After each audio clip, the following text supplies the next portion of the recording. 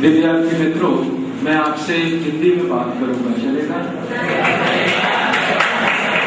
कारण उसका ये है कि मेरी मराठी भाषा अच्छी नहीं है, आप सुनेंगे तो हंसेंगे, इसलिए मैं हिंदी में बात करता हूँ। सरल आसान हिंदी बोलूंगा, आपको समझ में आएगा। मैं सबसे पहले आप सभी विद्यार्थियों का आभार व्यक्त करता हूँ जो आप अपनी कक्षाएं छोड़कर यहाँ उपस्थित हैं।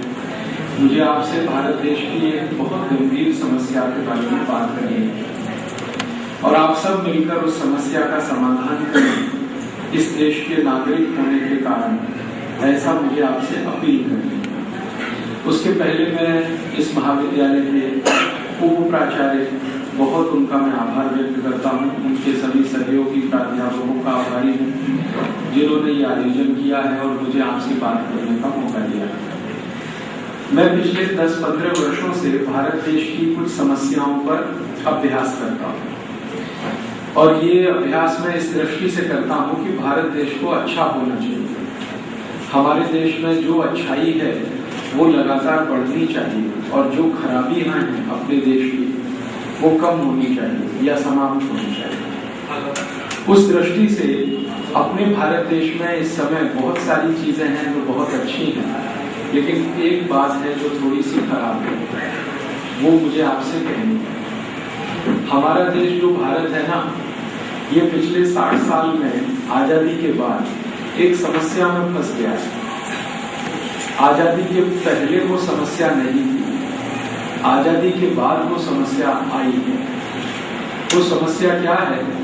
हमारे देश भारत के ऊपर बहुत ज्यादा कर्ज हो गया है, विदेशी कर्ज हो गया है।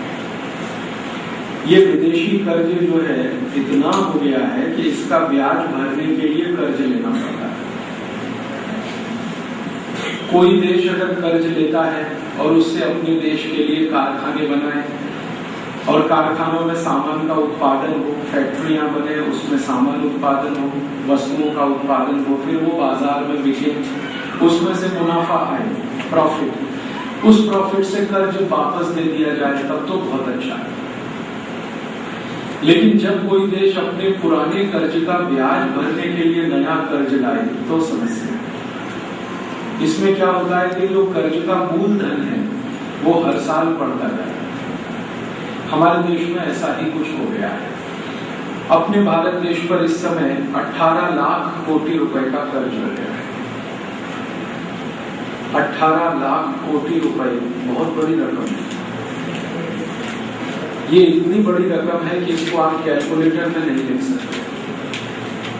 कैलकुलेटर में लिखो तो फेल हो जाता है। कैलकुलेटर में जास्ती 12 अंक आते हैं और 18 लाख कोटि लिखने में 16 अंक लगते हैं। 18 लिखना, उसके आगे 0 0 0 14 शून्य लगाना, इतनी बड़ी रकम। आप पूछेंगे ये कर्ज हमने कभी लिया, किस देश से लिया? दुनिया में कुछ 24 देश हैं जिनसे हमने ये कर्ज लिया है। अमेरिका से ले लिया, जापान से लिया, जर्मनी से लिया, फ्रांस से लिया, कनाडा से लिया, डेनमार्क एक देश है वहां से लिया, स्वीडन से लिया, स्विट्जरलैंड से लिया, ऐसे 24 देशों से कर्ज लिया है और ये स्वतंत्रता के बाद लिया है, उसके पहले नहीं लिया। आप पूछेंगे ये कर्ज लेने की जरूरत क्या, क्यों लिया हमने? कारण उसका ये था कि जब हम स्वतंत्र हुए 15 अगस्त 1947 को, तो अपने देश का खजाना खाली था, पैसा नहीं था अपने पास। आप बोलेंगे कहाँ गया पैसा हमारा? हमारा सारा पैसा अंग्रेजों ने लूट लिया था। आपको मालूम है अंग्रेजों ने कितना लूटा था इस देश में से? हमारे भारत में सबसे पहला अंग्रेज आया था, उसका नाम था टॉमस रो। वो ईस्ट इंडिया कंपनी का मैनेजर था।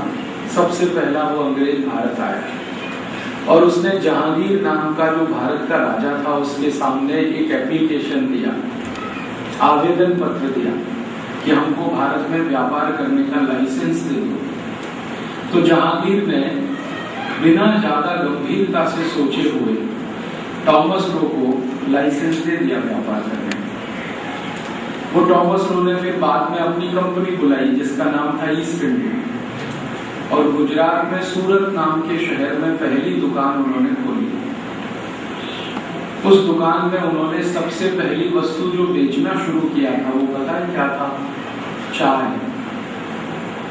चाय बेचने से उन्होंने व्यापार शुरू किया था। अब चाय भारत में कोई पीता नहीं था, इसलिए उनकी बिकती नहीं थी। थोड़े दिन के बाद उनको लगा कि ये चाय का धंधा अच्छा नहीं है, तो कॉफी बेचना शुरू किया, वो भी नहीं बिकी उनकी, क्योंकि कॉफी भी कोई पीता नहीं था इस देश में। तो फिर उन्होंने सोचा अब क्या बेचना चाहिए यहाँ पर, तो उन्होंने कुछ ऐसी चीजें बेचना शुरू किया जो यहाँ देश में लोगों ने खरीदना शुरू किया था। एक उन्होंने नील बेचना शुरू किया। नील समझते, जो कपड़े में लगाते हैं, वो तीसरी वस्तु थी जो बेचना शुरू किया। उसमें से उनका थोड़ा थोड़ा व्यापार चल पड़ा। फिर उन्होंने एक वस्तु यहाँ बेचना शुरू किया था, शक्कर। शक्कर माने शुगर। हमारे देश में शक्कर नहीं बनती।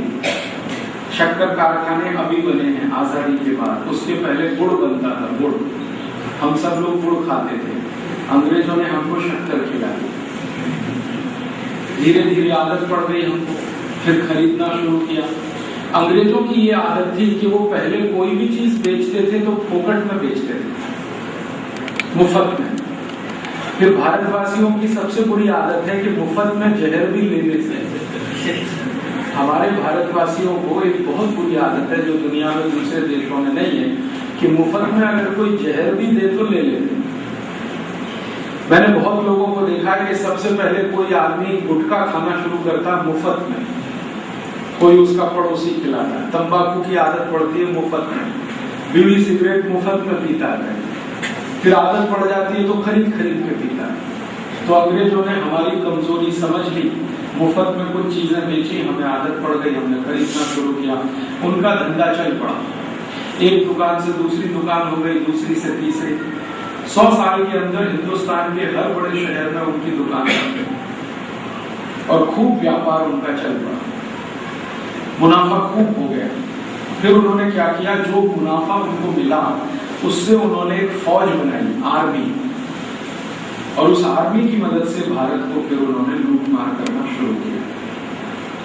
अंग्रेजों ने एक आर्मी बनाई, सेना, जिसमें 3,65,000 सैनिक होते थे,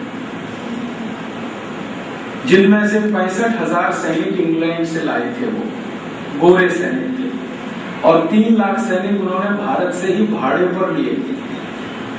भाड़े पर सैनिक मिलते थे इस देश, उनको पगार देते थे वो, और भारतवासी ही अंग्रेजों के लिए नौकरी करते थे। उन्हीं में से एक सैनिक था जिसका नाम था मंगल पांडे, वो भी अंग्रेजों के यहाँ ऐसे नौकरी करता था। अंग्रेज क्या करते थे, जगह जगह लूट मार करते थे। और वो कैसे करते थे, मान लो, कल्पना करो, पनवेल नाम का कोई गांव है जहां आप रहते हैं। इस गांव का कोई राजा होगा जिसको आप सरपंच कह सकते हैं, सरपंच माने राजा गांव का। तो अंग्रेज पहले उसको एक चिट्ठी भेजेंगे पनवेल के सरपंच को, और उसमें वो लिखेंगे कि हम 30 जनवरी को पनवेल में आएंगे, हमको 1000 स्वर्ण मुद्राएं चाहिए। स्वर्ण मुद्रा समझते हैं, गोल्ड कॉइन्स। पहले रुपया नहीं चलता था, स्वर्ण मुद्रा चलती थी। तो वो बोलेंगे 1000 स्वर्ण मुद्रा चाहिए या 10,000 चाहिए, आप तैयार रखना, और अगर आपने नहीं दिया तो पनवेल के सब लोगों को लूटेंगे। ये काम था अंग्रेजों का। तो उनकी सेना की एक टुकड़ी आएगी पनवेल में 30 जनवरी को, और अगर पैसा नहीं दिया उनको तो वो लूटमारी करेंगे। ये कुछ उसी तरह का धंधा था जैसा धंधा आजकल हमारे देश में ये डॉन किस्म के लोग करते हैं। दाऊद इब्राहिम नाम सुना है? वो आपको एक चिट्ठी भेजेगा, 10 कोटी दे देना, कोटी नहीं कहता, खोखा, 10 खोखा दे देना, नहीं दिया तो मारेंगे, नहीं तो लूटेंगे आपको। तो जो धंधा दाऊद इब्राहिम आज करता है, यही धंधा ईस्ट इंडिया कंपनी करती थी 400 साल पहले। अब इसमें होता क्या था कि जो भारत में मजबूत किस्म के राजा होते थे वो मना करते थे कि हम कुछ नहीं देंगे। तो अंग्रेज कहते थे कि फिर तुम्हारे साथ लड़ाई करेंगे। हाँ ठीक है, लड़ाई करेंगे। तो भारत में ऐसे बहुत क्रांतिकारी राजा थे, जैसे झांसी की रानी लक्ष्मीबाई। जब भी अंग्रेज झांसी गए लूट करने के लिए, एक पैसा उसने नहीं दिया और लड़ाई किया उनके साथ। ऐसे ही दक्षिण भारत में एक महान व्यक्ति, एक महान महारानी थी, कित्तूर चेन्नम्मा। यही कोल्हापुर के बाजू में बेलगाम के नजदीक उसका गांव है। जब भी अंग्रेज वहां आए उसने एक पैसा नहीं दिया। ऐसे ही अपने पुणे के जो पेशवा लोग थे ना, ये भी पहले अंग्रेजों को एक पैसा नहीं देते थे। खूब लड़ाई होती थी। भारत में कई राजा ऐसे थे जो अंग्रेजों को कुछ नहीं देते थे और उनसे अंग्रेजों का लड़ाई होता था। उसमें अंग्रेज भी मरते थे, कुछ भारतवासी भी मरते थे। लेकिन कई राजा ऐसे थे जो बहुत ही डरपोक, एकदम कायर, डरपोक। वो अंग्रेजों को सामने से कहते थे कि आना मत, हम तुम्हारे घर पहुंचा देंगे 10,000 स्वर्ण मुद्राएं या 20,000 स्वर्ण मुद्राएं या 50,000 स्वर्ण मुद्राएं। जो ऐसे डरपोक और कायर राजा इस देश में थे, उनमें से 2-4 नाम सुनाता हूं, याद रखना जिंदगी भर उनको। सबसे कायर और डरपोक राजा इस देश में था जीवाजीराव सिंधिया। ग्वालियर का नाम सुना है? वैसे तो ये सिंधिया यही का है, सतारा के आसपास का उनका स्थान है। यहाँ से ये चले गए ग्वालियर की तरफ। तो ग्वालियर का महाराजा सिंधिया ये सबसे कमजोर और कायर था। जब भी अंग्रेजों की खत आती थी, चिट्ठी आती थी कि 10,000 स्वर्ण मुद्राएं चाहिए, तो वो 1 लाख दे के आता और खुद जाता था देने में। कभी लड़ा नहीं वो अंग्रेजों से, आज तक नहीं लड़ा। ऐसे ही एक दूसरा राजा था, आपने पंजाब राज्य का नाम सुना? वहां पर एक मुख्यमंत्री है, थोड़े दिन पहले वो हट गया, अमरिंदर सिंह। इसके बाप का बाप, अमरिंदर सिंह के बाप का दादा, पिता, पिता का पिता, फिर पिता। तो वो बहुत ही कायर और कमजोर। जब भी अंग्रेज बोले तुरंत सामने से जाके पैसा दे दिया। ऐसे ही एक भारत में छोटा सा राज्य था जींद, ये हरियाणा में है, अभी वो जिला है, पहले राज्य था। वहां का राजा बहुत कायर है, वो तुरंत जाके पैसा दे। तो भारत में उस समय 565 राजा थे, कुल 565 हमारे यहाँ राज्य थे। अभी जो जिले हैं ना, वो सब पहले राज्य जैसे थे। सतारा अभी जिला है, पहले सतारा राज्य था। तो ये 565 राज्य थे। इनमें से करीब 20%, 20% राजा महाराजा बहुत कायर, कमजोर, निकम्मे, डरपोक, जो भी शब्द इस्तेमाल करना है, वो तुरंत अंग्रेजों को पैसा देते थे। और 80% थे बहुत मजबूत, लड़ना भिड़ना, उनके साथ युद्ध करना, ऐसा होता था। ये अंग्रेजों ने 100 साल किया हमारे देश में, लूटमार से पैसा इकट्ठा करना। और इस तरह से एक अंग्रेज अधिकारी का कहानी बताता हूं, उसका नाम था रॉबर्ट क्लाइव। वो 1750 में भारत आया और वो कलकत्ता में आया, सबसे पहले बंगाल राज्य में, कलकत्ता में। तो रॉबर्ट क्लाइव 17 साल यहाँ रहा और 17 साल में उसने जो कुछ धन लूटा वो लेके वापस इंग्लैंड गया। तो इंग्लैंड की जो पार्लियामेंट है ना, संसद, वहां पर उसको बुलाया गया और पूछा गया कि तुम कितने साल भारत में रहे? तो कहा 17 साल। क्या लूटा वहां से तुमने? तो उसने कहा कि मैंने भारत से सोने के सिक्के, चांदी के सिक्के, हीरे जवाहरात सब लूटे हैं। तो कितना लूटा है? तो वो कहता है कि इतना लूटा है कि उसको भारत से इंग्लैंड लाने के लिए 900 पानी के जहाज लगे। इतना लूटा है, 900 पानी के जहाज, 900 शिप्स। शिप समझते? एक होती है नाव, बोट, और एक होता है शिप। शिप जो है ना, बोट से बहुत बड़ा होता है। शिप का मतलब समझें तो एक उदाहरण देता हूं। ट्रक देखा, टाटा का ट्रक बड़ा वाला, 17 ट्रक ऐसे सामने से खड़े करो, 17 ट्रक ऐसे खड़े करो, जितने एरिया में आएंगे वो एक शिप। और ऐसे 900 शिप, 900 जहाज भरकर सोने के सिक्के, चांदी के सिक्के वो लूट के ले गए। तो उस समय जो ब्रिटिश पार्लियामेंट था, उसका प्राइम मिनिस्टर था ग्लैडस्टन। उसने पूछा कि ये जो तुम लूट के लाए हो सोने चांदी और हीरे जवाहरात, ये इसका मूल्य कितना है? मात्रा समझ में आ गई, 900 जहाज तुम लाए हो, इसका मूल्य बताओ। तो उसने कहा 1000 अरब स्टर्लिंग पाउंड। 1000 अरब, अरब माने बिलियन, 1000 बिलियन स्टर्लिंग पाउंड। ये आपके समझ में नहीं आया, अभी मैं दूसरे तरह से समझा। 1000 अरब स्टर्लिंग पाउंड को रुपए में बात करें तो 80 लाख करोड़ रुपए। ये भी नहीं समझ में आया, 80 लाख करोड़। ऐसे समझ लो, भारत की सरकार जो बजट बनाती है ना साल में, तो भारत की सरकार का 20 साल का बजट, और एक तरीके से समझा, हमारे यहाँ पंचवार्षिक योजनाएं बनती है, तो भारत की 8 पंचवार्षिक योजनाएं बने उतना पैसा। और सरल समझाता हूं, भारत में 7,32,000 गांव है ना, महाराष्ट्र, कर्नाटक, आंध्र, तमिलनाडु, सारे देश में 7,32,000 गांव हैं। एक एक गांव की सड़क को सोने से बना दें कितना पैसा। मैंने एक दिन हिसाब निकाला था कि 80 लाख करोड़ का सोना खरीदना है, जो इस समय बहुत महंगा है, 12,000 रुपए का 10 ग्राम है। तो इससे इतना सोना आता है कि 7,32,000 गांव की जो सड़कें हैं ना, इनके ऊपर सोने की परत बिछा सकते हैं, लेयर। इतना पैसा एक अंग्रेज लूट ले गया, जिसका नाम था रॉबर्ट क्लाइव। और रॉबर्ट क्लाइव जैसे 184 अंग्रेज अधिकारियों ने इस देश को लूटा 200 साल। एक रॉबर्ट क्लाइव था, एक वॉरेन हेस्टिंग्स था, एक विलियम बेंटिंग था, एक डलहौजी था, एक लिलिथगो था, और आखिरी जो लुटेरा था उसका नाम था माउंटबेटन। तो टॉमस रो के जमाने से शुरू होकर और आखिरी अंग्रेज माउंटबेटन तक इस देश का इतना धन लूटा उन्होंने, इतनी संपत्ति लूटी कि दुनिया में सोने की चिड़िया कहलाने वाला देश मिट्टी की चिड़िया रह गया। इतना लूटा अंग्रेज। और ये सब धन जो लूट कर अंग्रेज ले गए, मैं रात दिन कभी कभी सोचता हूं कि कोई दिन ऐसा आ जाए, हम हिंदुस्तानी लोग एक साथ खड़े हो जाएं और अंग्रेजों के खिलाफ दुनिया की सबसे बड़ी अदालत, जिसको इंटरनेशनल कोर्ट कहते हैं, वहां मुकदमा दाखिल करें कि अंग्रेजों ने 200 साल जो भारत से लूटा है वो वापस कर दो, ब्याज के सहित वापस कर।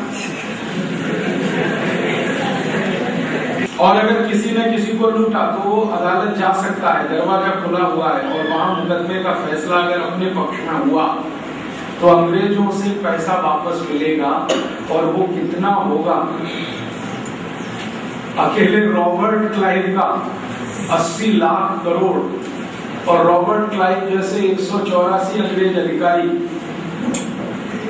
इतना धन आएगा कि देश की एक एक सड़क सोने से बना लो, एक एक मंदिर सोने से बना दो, इस देश की एक एक इमारत सोने से बना लो। तो आप बोलेंगे 60 साल में हमने किया क्यों नहीं ऐसा मुकदमा? मुश्किल ये है कि पिछले 60 साल में भगत सिंह जैसा कोई प्रधानमंत्री पैदा ही नहीं हुआ जो ये करे। ये काम करने के लिए भगत सिंह जैसा खून चाहिए, ऊधम सिंह जैसा खून चाहिए, चंद्रशेखर आजाद वाला खून चाहिए। कई बार लोग मुझे कहते हैं, राजीव भाई, आजादी के 60 साल में हमने बहुत कुछ खोया तो कुछ पाया भी है ना? तो मैं कहता हूँ, हाँ, हमने बहुत कुछ खोया, बहुत कुछ पाया। ये कैमरा ऑफ कर दीजिए 2 मिनट के लिए। जो मैं बोलने जा रहा हूँ वो आपके लिए है, बाहर वालों के लिए नहीं। नाम एक देश तो बहुत ही छोटा है, उसका नाम है जिम्बाब्वे। उसका पुराना नाम है रोडेशिया, अभी हो गया जिम्बाब्वे। ये इतना छोटा देश है कि मुश्किल से महाराष्ट्र के 2 या 3 जिले के बराबर का देश है।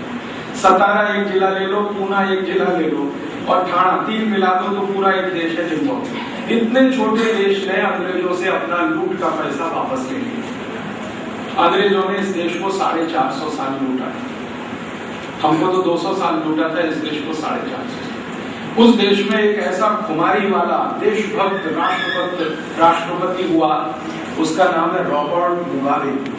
उसने अंग्रेजों के खिलाफ मुकदमा अंतर्राष्ट्रीय अदालत में किया, वो जीता और अंग्रेजों को पैसा देना पड़ा। तो जिम्बाब्वे अगर ये कर सकता है तो भारत भी कर सकता है। लेकिन महत्व की बात यह है कि कोई देशभक्त राष्ट्रभक्त प्रधानमंत्री या राष्ट्रपति चाहिए। राष्ट्रपति तो नहीं, प्रधानमंत्री चाहिए, क्योंकि राष्ट्रपति कुछ कर नहीं सकता इस देश, उसके पास कोई पावर नहीं। तो खैर ये एक अलग कहानी है, लेकिन अंग्रेजों ने इतना लूट कर सब ले लिया यहाँ से। तो जब अंग्रेज गए ना 15 अगस्त 47 को, तो खजाना खाली था, कुछ पैसा बचा ही नहीं था। थोड़ा सा पैसा बचा हुआ था, वो बंटवारा हुआ भारत का, तो उसमें पाकिस्तान को देना पड़ा। एक 55-60 कोटी रुपए पड़े हुए थे। तो जब बंटवारा हुआ ना 14 अगस्त 1947 को पाकिस्तान बन गया, तो वो पैसा पाकिस्तान को देना पड़ा। तो भारत का खजाना खाली था जब आजादी आई। अब सरकार के सामने ये समस्या थी कि क्या करें, देश का विकास करना है, पैसे है नहीं, तो सरकार ने कर्ज लेना शुरू किया था। ये था कर्ज लेने का कारण। अब वो कर्ज लेते लेते फिर आदत बन गई, और देने वाले देश ऐसे मिल गए जो पहले बोलते थे कि फोकट में दे रहे, लेते रहो। फिर उन्होंने ब्याज लेना शुरू किया हमसे। शुरू में ब्याज नहीं मांगा, 15-16 साल तक ब्याज ही नहीं मांगा, तो भारत के नेताओं को लगा कि फोकट में मिल रहा है, लेते रहो लेते रहो। फिर इन्होंने ब्याज लगाना शुरू किया, और ऐसा ऐसा ब्याज लगाया कि आज हम उसके लिए तकलीफ में हैं। 50%, कभी 60% ब्याज, कभी 70%, कुछ देशों ने तो 100% ब्याज पर दिया। अब समस्या क्या हो गई है कि वो कर्ज का ब्याज बहुत है। हर साल करीब करीब 2,50,000 कोटी रुपए ब्याज में देना पड़ता है। इतना पैसा इकट्ठा करने के लिए फिर कर्ज लेना पड़ता है, फिर ब्याज भरने के लिए कर्ज ले, ये चक्कर चल पड़ा इस देश में। अब एक और समस्या आ गई है, जिन देशों से हमने कर्ज लिया है वो अब दादागिरी कर रहे हैं हमारे ऊपर, और उनकी दादागिरी ऐसी है, वो भारत सरकार को कुछ आदेश देते हैं, ऐसा करो, तो भारत सरकार वैसा करती है। जैसे अमेरिका नाम का देश है, उससे हमने कर्ज लिया है, तो वो दादागिरी पता है क्या करता है, वो भारत सरकार को बोलता है कि तुम्हारे रुपए की कीमत को कम कर दो, डॉलर की कीमत बढ़ा दो, तो भारत सरकार ये काम करती है। आप टीवी न्यूज सुनते हैं, टीवी न्यूज, उसमें कभी कभी आता है ना, डॉलर का भाव इतने टका बढ़ा, तो ये अमेरिका की दादागिरी को होता है। तो हमने क्या किया पिछले 60 साल में, ये अमेरिका की दादागिरी के कारण, पहले था 1 रुपया और 1 डॉलर बराबर थे दोनों 1947 में, अब इसका भाव बढ़ते बढ़ते 38 रुपए डॉलर हो गया। पहले तो 40 रुपए 49 रुपए तक हो गया था, 49 तक। अब ये जो भाव बढ़ा रुपए का, सॉरी डॉलर का बढ़ा, रुपया गिरा, परिणाम क्या हुआ, गणित से अगर आप इसको हिसाब निकालें तो रुपए की कीमत 40 पट कम हो गई कि नहीं, और प्रतिशत में निकाले तो रुपए की कीमत 4000% कम हो गई कि नहीं। अब समस्या क्या आ रही है, समस्या ये आ रही है कि जो चीज हम अमेरिका को बेचें वो 40 पट सस्ती बिकेगी, और जो चीज अमेरिका से खरीदें वो 40 पट महंगी हो जाएगी। तो हम जो बेचेंगे, जिसको एक्सपोर्ट कहते हैं, निकास, ये सस्ता है, और हम जो खरीदेंगे, जिसको इंपोर्ट कहते हैं।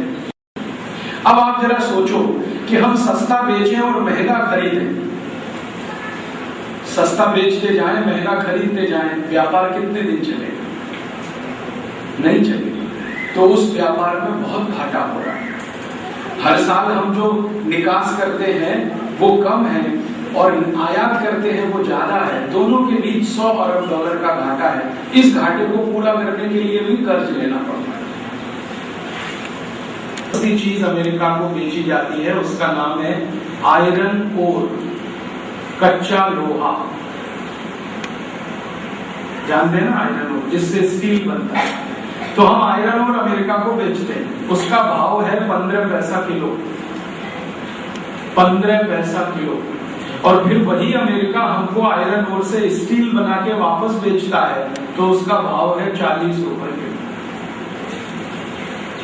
हम अपना लोहा दे रहे हैं 15 पैसे किलो, और उनसे खरीद रहे हैं 40 रुपए किलो, तो घाटा होगा कि नहीं?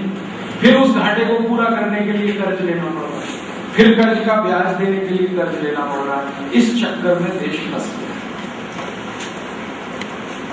आपको मैं एक छोटी सी माहिती देता हूं। अभी आप बाजार जाओ, 1 लीटर डीजल खरीदो तो कितने का है? 35 रुपए, 34 रुपए।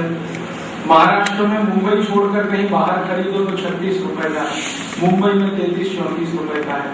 ये डीजल 34 रुपए तब है जब डॉलर 40 रुपए है। अगर डॉलर और रुपया बराबर हो जाए ना, तो यही डीजल 70 पैसे लीटर मिलेगा। यही डीजल जो अभी आपको 34 रुपए मिलेगा। अगर डॉलर और रुपया बराबर हो तो पेट्रोल आपको मिलेगा 1.25 रुपए लीटर, 1 रुपए 25 पैसे लीटर। अगर डॉलर और रुपया बराबर हो तो रसोई गैस का सिलेंडर मिलेगा 22 रुपए का, जो अभी है 300 रुपए। अगर रुपया डॉलर बराबर हो ना, मुश्किल से मुश्किल 350 रुपए आएगा एक साल, और 5 साल मिला दो तो 1500, 1200, 1500 रुपए में इंजीनियर बन के निकल सकते। मैं कहना जो चाहता हूं आपसे वो ये कि रुपया और डॉलर अगर बराबर हो तो हर चीज का कीमत 40 पट कम हो जाएगा अपने आप। महंगाई खत्म, और महंगाई खत्म तो हर गरीब आदमी कुछ भी खा पी सकेगा। ये महंगाई जो है ना, रुपया और डॉलर के चक्कर में है। कुछ महंगाई है टैक्स के कारण, और ज्यादा महंगाई है रुपया और डॉलर के एक्सचेंज रेट के कारण। और रुपए और डॉलर का एक्सचेंज रेट में डॉलर महंगा, रुपया सस्ता इसलिए है कि हमने कर्ज ले रखा है और अमेरिका की दादागिरी है, उसमें डॉलर का भाव बढ़ा। बात समझ में आ रही? अब मैं एक प्रश्न पूछता हूं कि ये जो चल रहा है ये अच्छा है सब? ऐसे ही चलता रहे? अगर ये ऐसे ही चलता रहेगा तो 2-4 साल में देश फिर डूब जाएगा। क्योंकि ये जो कुछ चल रहा है ना, इसमें हर साल हमको 2 लाख कोटी रुपए का नुकसान हो रहा है। हम एक्सपोर्ट सस्ता कर रहे हैं, इंपोर्ट महंगा कर रहे हैं। 2 लाख कोटी रुपए हर साल देश को नुकसान हो रहा है। और एक दादागिरी आजकल चल पड़ी है अमेरिका की। वो दादागिरी क्या है? जब भी हमारी सरकार उनसे कर्ज मांगने जाती है, हमारी सरकार समय समय पे उनसे कर्ज मांगती है अमेरिका से, तो कभी अमेरिका बोलता है अच्छा ठीक है आपको कर्ज मिलेगा, लेकिन हमारे देश की माने अमेरिका की कंपनियों को भारत में धंधा करने के लिए दरवाजा खोल दो। ये एक नई दादागिरी शुरू। तो हमारी सरकार जब कर्ज मांगती है तो अमेरिका कहता हमारी 100 कंपनियों को भारत में आने दो। तो भारत सरकार दरवाजा खोल के अमेरिका की 100 कंपनियों को बुलाती है, फिर उनको लाइसेंस दिए जाते हैं, फिर वो अमेरिका की कंपनियां आके वस्तुओं का उत्पादन करती हैं, फिर उन उत्पादनों का जाहिरात टीवी पे किया जाता है। वो जाहिरात आप सब रोज देखते हैं। जाहिरात देख देख कर आपको लालच आता है, तो फिर वही अमेरिका की वस्तु आप खरीदने लगते हैं, और वो वस्तु खरीदें तो फिर भारत का पैसा अमेरिका जाना शुरू हो जाए। ये खेल वैसा ही है जैसे ईस्ट इंडिया कंपनी खेला है। ईस्ट इंडिया कंपनी यहाँ कुछ वस्तुएं बेचती थी, उसका मुनाफा सब लंदन जाता था। अब अमेरिका की कंपनियां यहाँ वस्तुएं बेचती हैं, उसका मुनाफा अमेरिका जाता है। आपने आजकल देखा टीवी में जाहिरात बहुत आती है, न्यूज से ज्यादा जाहिरात आती है। 2 मिनट न्यूज आती है, 3 मिनट जाहिरात आती है। न्यूज जाहिरात, न्यूज जाहिरात, न्यूज जाहिरात। अंत में क्या होता है? न्यूज भूल जाती है, जाहिरात याद होती है। किसी को भी मैं पूछता हूँ कल क्या न्यूज देखा, तो कहते मालूम नहीं, माहिती नहीं क्या देखा। जाहिरात क्या देखा? तुरंत बोलते हैं ठंडा मतलब आपको भी याद है। ये जो जाहिरात है ना, ठंडा मतलब कोका कोला, ये अमेरिकी वस्तु का जाहिरात है। उस वस्तु का नाम है कोका कोला। ऐसी एक वस्तु है, उसका नाम है पेप्सी कोला। हाँ, ये दोनों अमेरिका की वस्तु है और ये भारत में बिक रही है। एक बाटली कोका कोला 12 रुपए में बिकती है, कभी 10 रुपए में भी मिल जाती है, लेकिन एक बाटली कोका कोला मात्र 70 पैसे में बनता है। क्या लगता है? पानी लगता है ना, पानी फोकट का है, पैसा लगता नहीं उसका। कोका कोला कंपनी को पानी का पैसा नहीं लगता, फोकट में पानी मिलता है।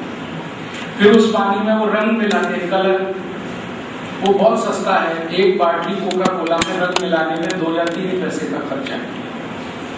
फिर उसमें वो मिलाते हैं सैकरीन, सैकरीन माने मीठा बनाने के लिए। शुगर से वो बहुत सस्ती, शुगर तो 18 रुपए किलो है, सैकरीन तो 18 रुपए की 100 किलो है। हाँ, बहुत सस्ता है। तो सैकरीन मिलाते हैं, बहुत कम खर्चा आता है। फिर ऊपर से उसमें गैस मिलाते हैं, कार्बन डाइऑक्साइड, और वो फोकट में सब जगह है। कार्बन डाइऑक्साइड ही फैली हुई है पूरे वातावरण में, तो उसका कोई खास खर्चा लगता नहीं। फिर उस बॉटल को बनाकर वो टैक्स देते हैं सरकार को, वो 1 रुपए लगता है। फिर जाहिरात करवाते हैं तो 30 पैसे खर्च होता है। बाटली बनाने में 70 पैसे, जाहिरात में 30 पैसे, टैक्स का 1 रुपया, कुल खर्चा 2 रुपए। अब 2 रुपए की बाटली उन्होंने बेच दी 12 रुपए। तो मुनाफा 10 रुपए। अगर किसी भी विद्यार्थी ने एक बाटली कोका कोला पिया तो 10 रुपए अमेरिका को दिया, 2 बाटली पिया तो 20 रुपए दिया, 3 पिया तो 30। अब भारत में पता है क्या है, एक साल में 700 कोटी बाटली पी जाती है पेप्सी कोका। तो एक साल में भारत का 7,000 कोटी रुपए अमेरिका चला जाए। 7,000 कोटी, 7,000 कोटी रुपए में 100 इंजीनियरिंग कॉलेज बनते, उतना चला जाता है अमेरिका हर साल। एक वर्ष में 7,000 कोटी, 2 वर्ष में 14,000 कोटी। 15 साल से ये धंधा चल रहा है पेप्सी कोका, 1 लाख कोटी रुपए चला रहा है।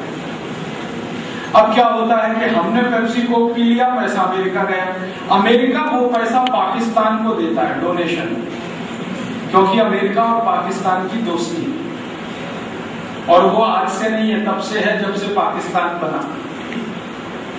ये जो जम्मू कश्मीर का सवाल है ना, ये अमेरिका ने उलझाया हुआ है, पाकिस्तान की दम नहीं है जो जम्मू कश्मीर पे भारत से टक्कर ले सके। वो अमेरिका का टेका मिला हुआ, उसको सपोर्ट है, इसलिए ये मामला है। तो हम पैसा दे रहे हैं पेप्सी कोक पी के अमेरिका को, अमेरिका दे रहा है पाकिस्तान को, पाकिस्तान वो पैसा देता है त्रासवादियों को, और त्रासवादी उस पैसे से बनाते हैं बम और ब्लास्ट करते हैं मुंबई में।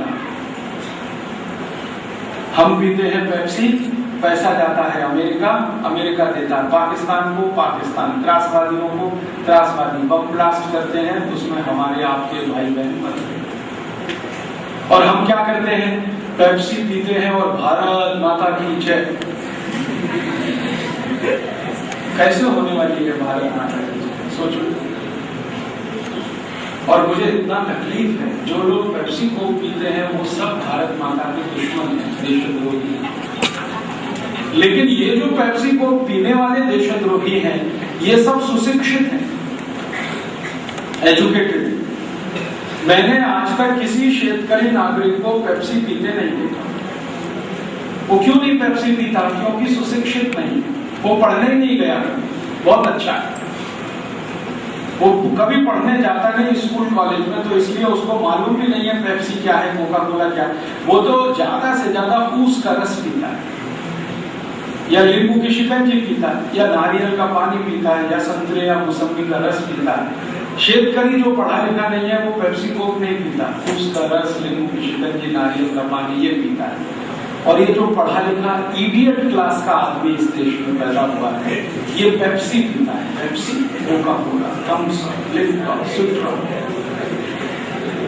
उसको पूछो भाई क्यों पीते हो पेप्सी, तो वो बोलता है आमिर खान कहता है इसलिए। अब आमिर खान क्यों कहता है ठंडा मतलब कोका कोला? क्योंकि उसको पैसा मिलता है। एक बार मैंने आमिर खान को ईमेल किया और उसको पूछा कि तुम ये जाहिरात क्यों करते हो ठंडा मतलब कोका कोला? तो उसने कहा मुझे ये जाहिरात करने का 7 कोटी रुपए मिलता है, इसलिए करते हैं। और आमिर खान ने मुझे बताया कि मैं साल में एक ही फिल्म बनाता, उसमें 3 या 4 कोटी मिलता एक साल में, और यहाँ 5 मिनट में ठंडा मतलब कोका कोला बोलने का 7 कोटी मिलता है। इसलिए मैंने ये धंधा शुरू किया आज। उसका ये धंधा है। फिर मैंने एक दिन आमिर खान को बहुत लंबा ईमेल किया कि तुम एक तरफ तो सरफरोश जैसी फिल्में बनाते हो जो त्रासवाद के खिलाफ है, और दूसरी तरफ तुम कोका कोला जाहिरात करके पैसा अमेरिका भेज रहे हो। अमेरिका पाकिस्तान को दे रहा है, पाकिस्तान त्रासवादियों को दे रहा है। ये तुम्हारा चक्कर क्या है? दोहरी जिंदगी क्यों है? तो कहता मैं तो पैसे के लिए करता हूं, कुछ भी करता हूं। सरफरोश भी पैसे के लिए बनाई थी, इसलिए थोड़ी बनाई थी कि देशभक्ति है। ये जो सिनेमा में काम करने वाले एक्टर एक्ट्रेसेस हैं, ये पैसे के लिए कुछ भी करते हैं। एक वो आपने देखा सलमान खान, वो डांस करता है, लेकिन डांस करते करते शर्ट उतार देता है, शर्ट उतार के डांस करता है। एक बार मैंने पूछा भाई तुम शर्ट क्यों उतारते हो बार बार ये डांस करते समय? तुमको कुछ खाज हो गई है, कुछ भी कुछ चर्म रोग हुआ है, कुछ चामड़ी का रोग हुआ है, क्यों शर्ट उतारते हो? तो उसने कहा मुझे शर्ट उतारने का 70 लाख रुपए मिलता है, इसलिए शर्ट उतारता। तब मैंने एक और ईमेल किया, उसका जवाब नहीं दिया उसने। मैंने कहा कि अगर 70 लाख मिलता है तो तुम शर्ट उतारते हो, 1 कोटी मिलेगा फिर?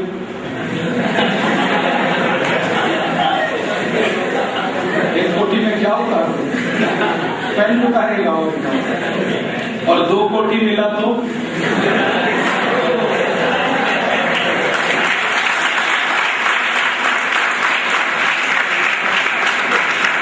मैं जो आप विद्यार्थियों को समझाना चाहता हूं वो ये कि सिनेमा के एक्टर और एक्ट्रेस कोई भी काम देशभक्ति से नहीं करते, पैसे से करते।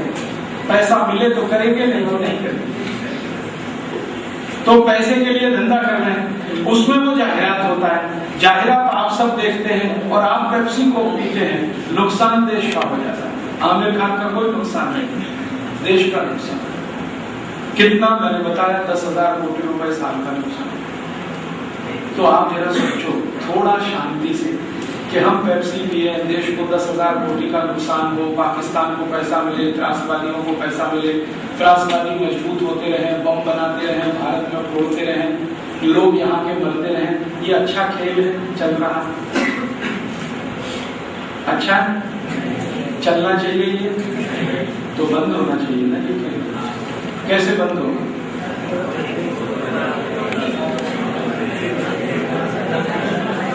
बताओ कैसे बंद होगा ये?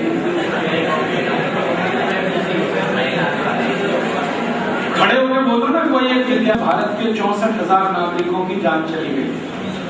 मुंबई अकेले में नहीं, जम्मू कश्मीर में, दिल्ली में, मुंबई में, वाराणसी में, लखनऊ में, हिंदुस्तान के सैकड़ों शहरों। तो मुझे लगता है कि ये खेल बंद होना चाहिए और आप इसको बंद कर सकते। आप बोलेंगे कैसे? पेप्सी को मत पियो, बंद कर दो पीना। और आप जैसे करोड़ों हिंदुस्तानी पेप्सी को ना पिए, कोटि कोटि भारतवासी इसको बंद कर दे पीना, तो 1 पैसा भी अमेरिका को नहीं मिलेगा, तो वो पाकिस्तान को नहीं दे सकेगा, तो पाकिस्तान से त्रासवादियों को नहीं मिलेगा, तो भारत माता सुरक्षित रहेगी, देश सुरक्षित रहेगा। तो आप सब आज से एक संकल्प ले लो कि हम पेप्सी को नहीं पिएंगे। ले सकते हैं? अब आप में से ज्यादातर विद्यार्थी विज्ञान के हैं, ये मुझे पहले ही मालूम हो गया, इसलिए अब एक विज्ञान की माहिती दे देता हूं। ये जो पेप्सी कोला है कैसे बनता है? इसमें मिलाते हैं पानी, पानी में सैकरीन, सैकरीन के साथ कलर, उसके साथ मिलाते हैं कार्बन डाइऑक्साइड गैस। अब कार्बन डाइऑक्साइड गैस जिस पानी में मिली है वो पानी पीना चाहिए। कार्बन डाइऑक्साइड पीने लायक गैस है, जहर है। आप पानी में मिला के बार बार कार्बन डाइऑक्साइड पिएंगे तो मृत्यु हो जाएगी। और ये जो कार्बन डाइऑक्साइड है ना, ये जब पानी में मिलाई जाती है तो पानी ज्यादा देर टिक नहीं सकता। टिकने का मतलब समझते हैं? ज्यादा देर ठीक नहीं रह सकता। तो फिर उस पानी को ठीक रखने के लिए उसमें कुछ और केमिकल मिलाने पड़ते। जैसे केमिकल मिलाना पड़ता, उसका नाम है फॉस्फोरिक एसिड। और ये फॉस्फोरिक एसिड वही केमिकल है जिससे फिनाइल बनता है, हार्पिक बनता है। आपने टीवी में जाहिरात देखा हार्पिक? क्या करता है हार्पिक? संडा साफ करता है ना? हार्पिक से संडा साफ होता है क्योंकि उसमें फॉस्फोरिक एसिड, और वही फॉस्फोरिक एसिड पेप्सी कोक में भी। तो एक बार मुझे आइडिया आया, मैंने सोचा कि हार्पिक में फॉस्फोरिक एसिड है और उससे संडा साफ होता है, तो पेप्सी में भी फॉस्फोरिक एसिड है, पेप्सी से भी होना चाहिए संडा साफ। तो मैंने किया, मेरे घर में किया।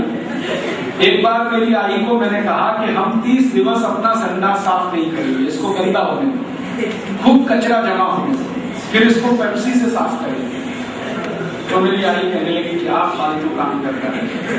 मैंने कहा एक परीक्षण करके देखना, विज्ञान का परीक्षण, विज्ञान में बिना परीक्षण के कुछ होता है। तो मेरी आई मान गई। 30 दिवस हमने हमारा संडा साफ नहीं किया, वो बहुत गंदा हो गया, एकदम पीला पीला कचरा जमा हो गया, आधा इंच कचरा जमा हो गया। फिर मैं एक बाटली पेप्सी कोला लाया, एक बाटली कोका कोला लाया, दोनों को मिलाया और टॉयलेट पॉट पे उसको स्प्रे कर दिया और 2 मिनट के बाद उसको पानी से धोया। तो टॉयलेट बहुत झकाझक सफेद।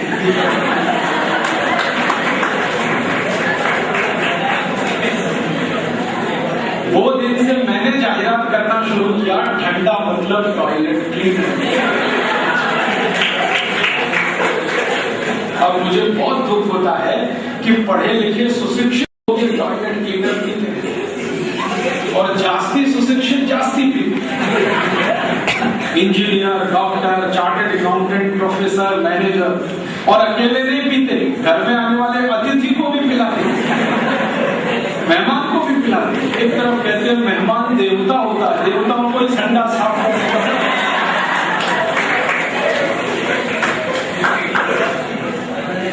पीना चाहिए। अब एक आखिरी माहिती, थोड़ी देर पहले मैंने आपसे कहा कि पेप्सी कोक में फास्फोरिक एसिड होता है। पेप्सी कोक में कुल मिलाकर 14 केमिकल होते हैं। आप चाहो तो नाम लिख लो, केमिस्ट्री वाले हैं आप तो आपको तो ये मालूम होना ही चाहिए। Pepsi, Coca Cola, Thums Up, Limca, Citra, Mirinda, ये जितने भी सॉफ्ट ड्रिंक हैं सब में 14 केमिकल हैं टोटल। पहला केमिकल तो मैंने बोल दिया, कार्बन डाइऑक्साइड। दूसरा है फॉस्फोरिक एसिड। तीसरा है सोडियम मोनोग्लूटामेट, सोडियम मोनोग्लूटामेट। चौथा केमिकल है पोटेशियम सॉर्बेट। पांचवा केमिकल है ब्रोमिनेटेड वेजिटेबल ऑयल। छठा केमिकल है मिथाइल बेंजीन। ये सब केमिस्ट्री के नाम है, आप सब जानते हैं, मिथाइल बेंजीन। सातवां केमिकल है मेथिल बेंजोएट। आठवां केमिकल का नाम ध्यान से सुनना, वो है DDT। DDT, DDT समझते हैं? मच्छर मारने वाली दवा, वो पेप्सी में है, कोक में। फिर उसके बाद आठवां केमिकल है एंडोसल्फान। शेतकरी उसको वापरते हैं अपने खेती में जंतु मारने के लिए, एंडोसल्फान। फिर एक है मेलाथियान। फिर एक केमिकल है डाइक्रोमेट। फिर एक है मोनोक्रोटोफॉस।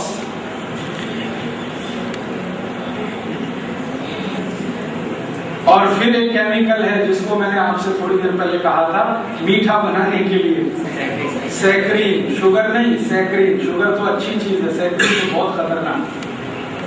और एक लास्ट केमिकल है जिसका नाम है एस्पर्टेन।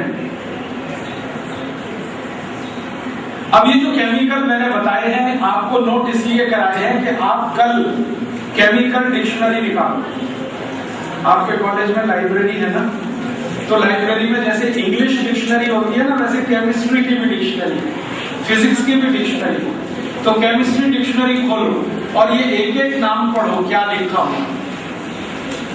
एंडोसल्फान पढ़ोगे तो उसके सामने लिखा हुआ है दिस इज पॉइजन, माने जहर है। मेलाथियान खोलोगे पढ़ोगे तो पता चलेगा दिस इज कैंसरस, माने कैंसर करता है। एस्पर्टेन के सामने पढ़ोगे तो लिखा हुआ है कि मूत्रपिंड का कैंसर यही करता है, एस्पर्टेन।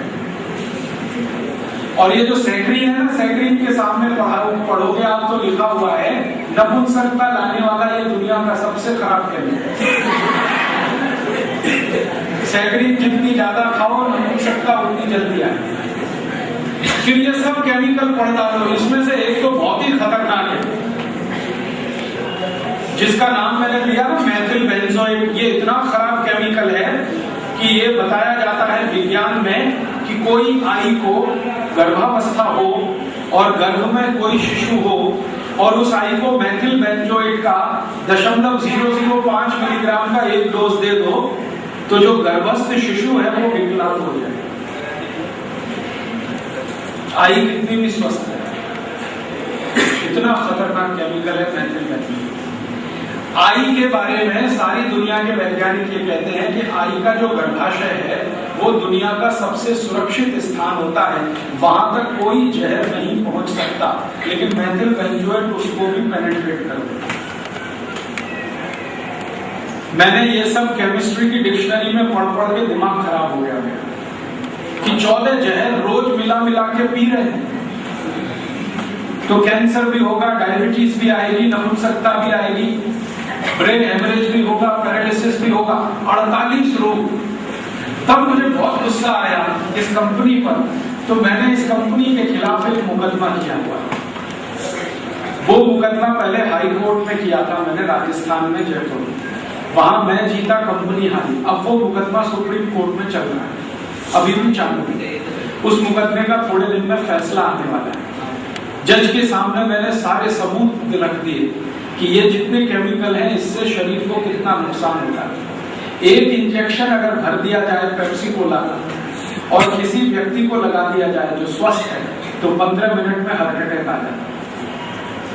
और आप जानते हैं कोई भी चीज जब आप पीते हैं या खाते हैं तो अल्टीमेटली ये आपके ब्लड में ही जाती है, रक्त में ही जाती है।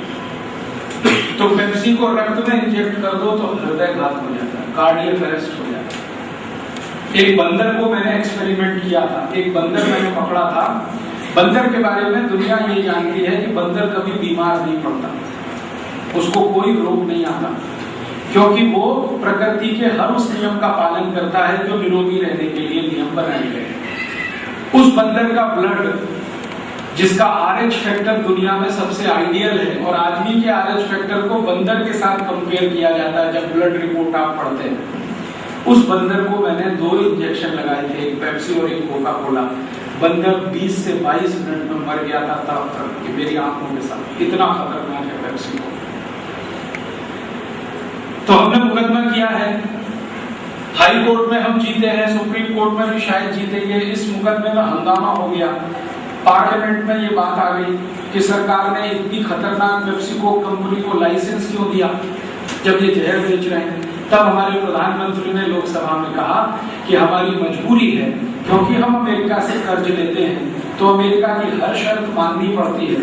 तो अमेरिका ने शर्त लगाई थी कि पेप्सी को भारत में बिक्री करने दो तभी कर्ज मिलेगा, तो हमने इस कंपनी को लाइसेंस दिया। तो कोर्ट ने कहा कि लाइसेंस रद्द कर दो, तो प्रधानमंत्री ने कहा कि ये नहीं कर सकते, ये नहीं कर सकते। ज्यादा से ज्यादा इतना कर सकते हैं कि पेप्सी को की बोतल पर हम लिख देंगे कि इसको पीना स्वास्थ्य के लिए हानिकारक है, जैसे सिगरेट के डिब्बे में लिखा होता। लाइसेंस रद्द नहीं कर सकते, क्योंकि जब तक कर्ज वापस नहीं करेंगे अमेरिका का, तब तक लाइसेंस रद्द नहीं होता, कोई भी प्रधानमंत्री आए। तो ये जब गंभीर मामला आया तो संसद में बहुत हल्ला हुआ। तो पार्लियामेंट के जो सारे एमपीज है ना, लोकसभा राज्यसभा के, इन्होंने एक तुरंत फैसला किया कि लोकसभा की कैंटीन में पेप्सी कोक को बैन कर दें, क्योंकि उनको डर है कि हम भी मर सकते हैं। ये हरामखोर पुजारी अपने डर से पेप्सी कोक बिकना बंद किया कैंटीन में, पूरे देश में बिकना बंद नहीं कराया है, वो अभी भी चालू है। माने जनता मरे तो मरे, पुजारी जिंदा रहनी चाहिए, ऐसा है।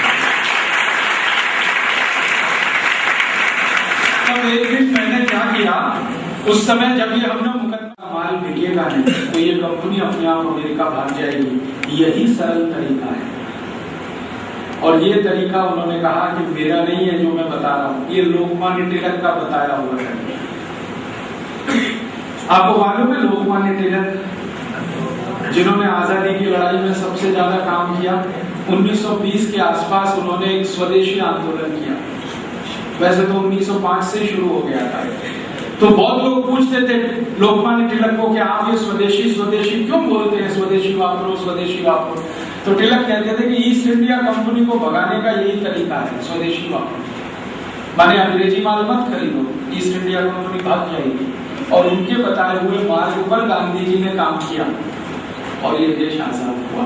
अंग्रेज गए, ईस्ट इंडिया कंपनी भी गई। तो मुझे यही भरोसा है कि हम भी वही मार्ग पर अगर चले, पेप्सी को बहिष्कार करें, ना पिए, तो एक दिन ये कंपनी भी भाग जाएगी और देश को कुछ फायदा तो हो ही जाएगा, कम से कम नुकसान तो नहीं होगा। तो आप इस काम में कुछ मदद करेंगे?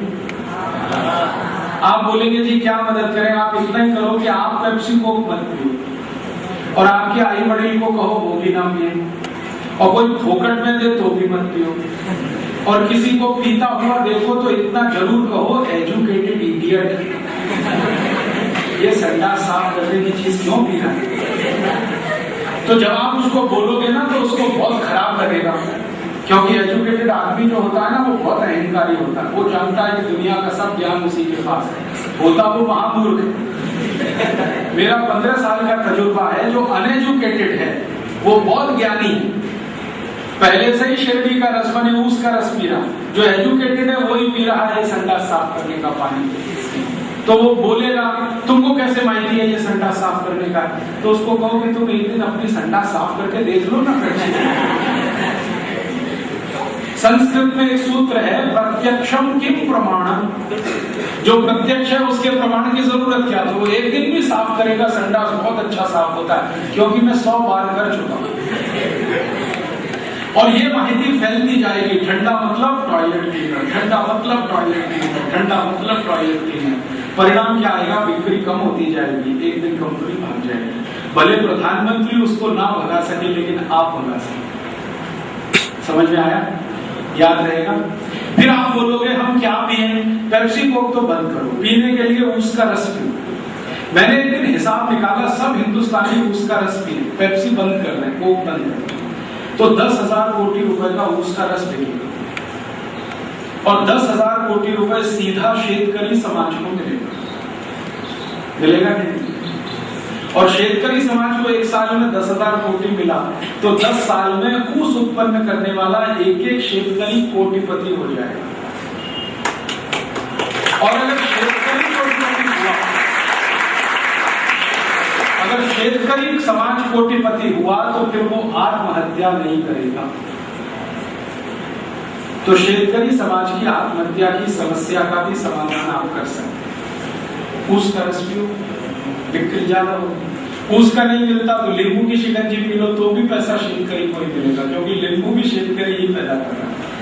संतरे का रस पी लो, द्राक्ष का रस पी लो, मौसमी का रस पी लो, कुछ नहीं मिलता तो मिट्टी के घड़े का पानी ही पी लो। घर में है, टैक्स फ्री है, कॉस्ट फ्री है, साइड इफेक्ट नहीं है, पेप्सी कोक से अच्छा। समझ गए। अब दूसरी एक छोटी बात और समझाना चाहता हूं कि टीवी में जाहिरात देखकर कभी भी कुछ मत खरीदना, क्योंकि ये सब जाहिरात झूठ है, एक भी सच नहीं। आपने टीवी में जाहिरात देखा है, लाइफ बॉय है जहां, अच्छा आपको ऐसा लगता है कि तंदुरुस्ती लाइफ बॉय से आती है? अगर मान लो तंदुरुस्ती आती है लाइफ बॉय से, तो भोजन क्यों करते हो, भोजन करना बंद कर लो, एक एक लाइफ बॉय खरीद ही करो, दिन भर रगड़ते रहो, तंदुरुस्ती आएगी आएगी।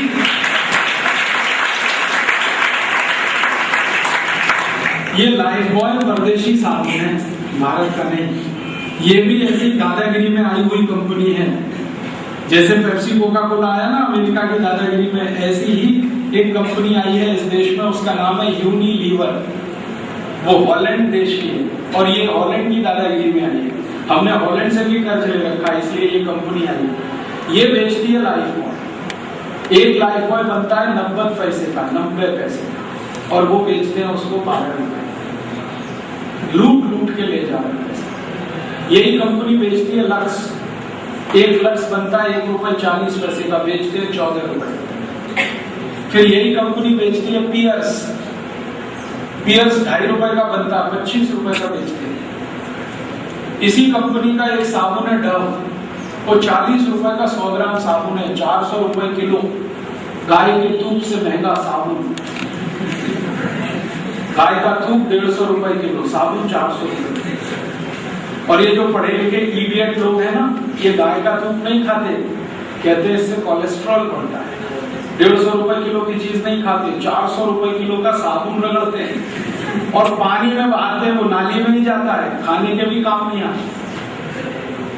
आप ये मूर्खाई मत करें, ये लाइफ बॉय मत लगा, क्योंकि इससे 18,000 कोटी रुपए देश को नुकसान दर वर्ष। तो आप बोलेंगे फिर कौन सा साबुन लगाना? मेरी मानो तो बिना साबुन के नहाना।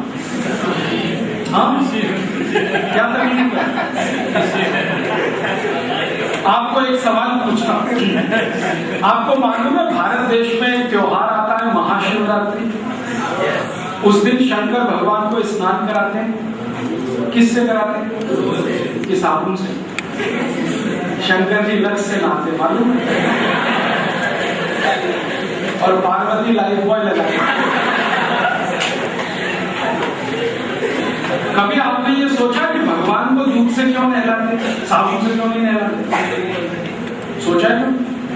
आप विज्ञान वाले हैं, इसलिए मैं आपको एक जानकारी देना चाहता हूँ। दूध से ही क्यों नहलाते हैं भगवान को, साबुन से क्यों नहीं नहलाते? स्नान क्यों किया जाता है? पहले तो ये सवाल, क्यों करते हैं स्नान? तो आप कहोगे शरीर की स्वच्छता के लिए। स्वच्छता का मतलब क्या है? मतलब ये है कि सवेरे से शाम तक आप जो इधर उधर भागदौड़ी करते रहते हैं, इसमें धूल और धुएं के जो छोटे छोटे कण हैं, पार्टिकल्स, सस्पेंडेड पार्टिकल्स, ये आपकी त्वचा में अंदर घुसते रहते हैं।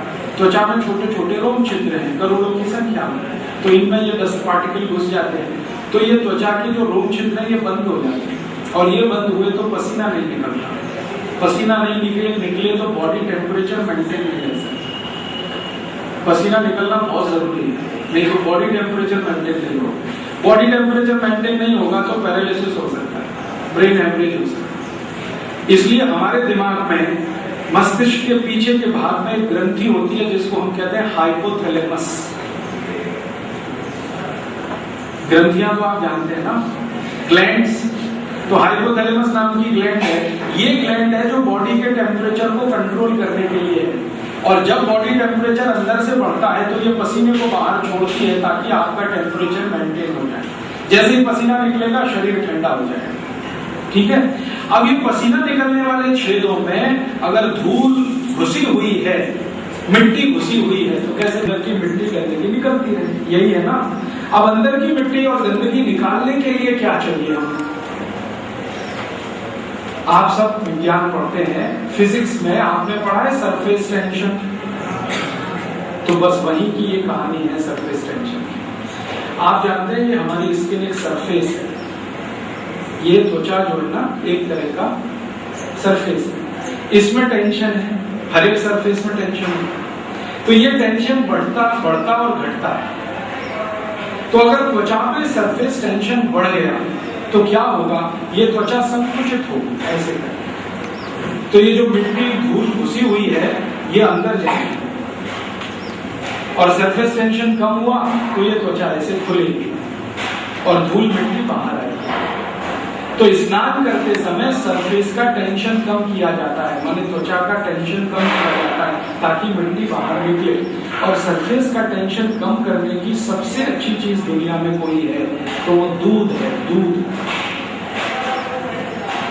आप एक प्रयोग करो, आज घर जाओ, थोड़ा दूध ले लो, चेहरे पे लगाओ, और फिर रूह है ना कापूस, उससे चेहरा पोछो तो कापूस एकदम काला काला हो जाए। होता है? कैसे हुआ? अंदर जो गंदगी थी वो दूध ने बाहर निकाल दी और कापूस से पोछा तो उस पर आ गई। तो दूध है जो गंदगी को निकालता है, इसलिए दूध से स्नान किया जाता है। इसलिए शंकर भगवान दूध से नहाते हैं, बहुत इंटेलिजेंट है।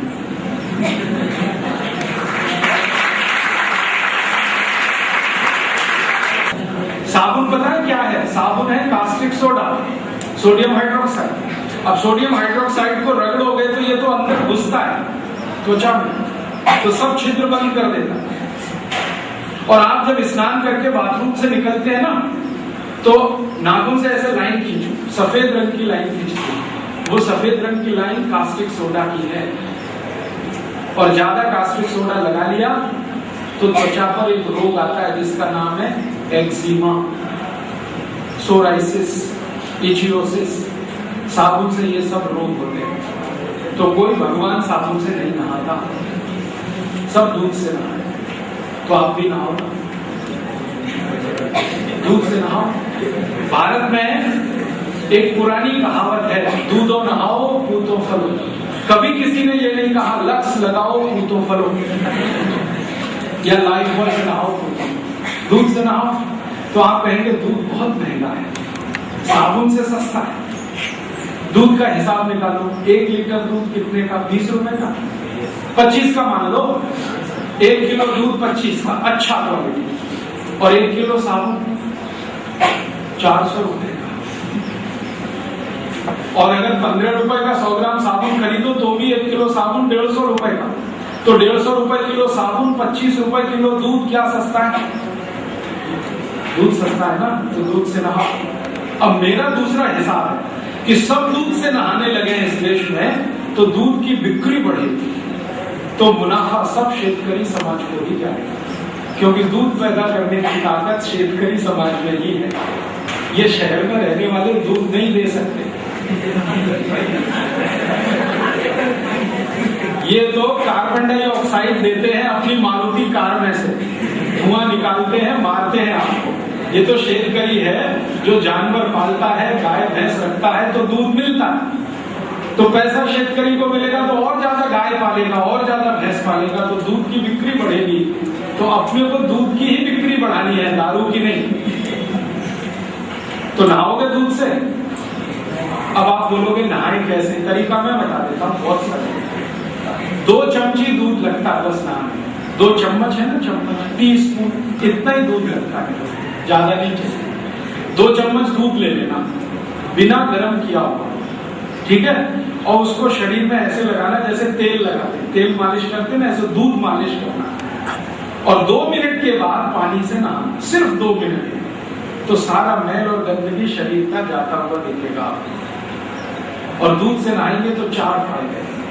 पहला फायदा कि ये जो त्वचा है ना, ये एकदम नरम रहेगी, सॉफ्ट। और त्वचा नरम रहेगी तो कभी चर्म रोग नहीं आएगा। दूसरा फायदा है दूध से नहाओ तो बिक्री दूध की बढ़ेगी, तो मुनाफा शेतकरी को। तीसरा फायदा बहुत अद्भुत है कि जो दूध लगाया तो चमड़ी एकदम नरम है, तो फेयर एंड लवली की जरूरत नहीं। फेयर एंड लवली का बहुत खर्चा। 25 ग्राम फेयर एंड लवली 40 रुपए की, 50 ग्राम 80 रुपए की, 100 ग्राम 160 की, 1 किलो 1600 रुपए की फेयर एंड लवली, 400 रुपए किलो बादाम, 1600 रुपए किलो फेयर एंड लवली, 200 रुपए किलो काजू, 1600 रुपए किलो फेयर एंड लवली, 150 रुपए किलो गाय का दूध, 1600 रुपए किलो फेयर एंड लवली।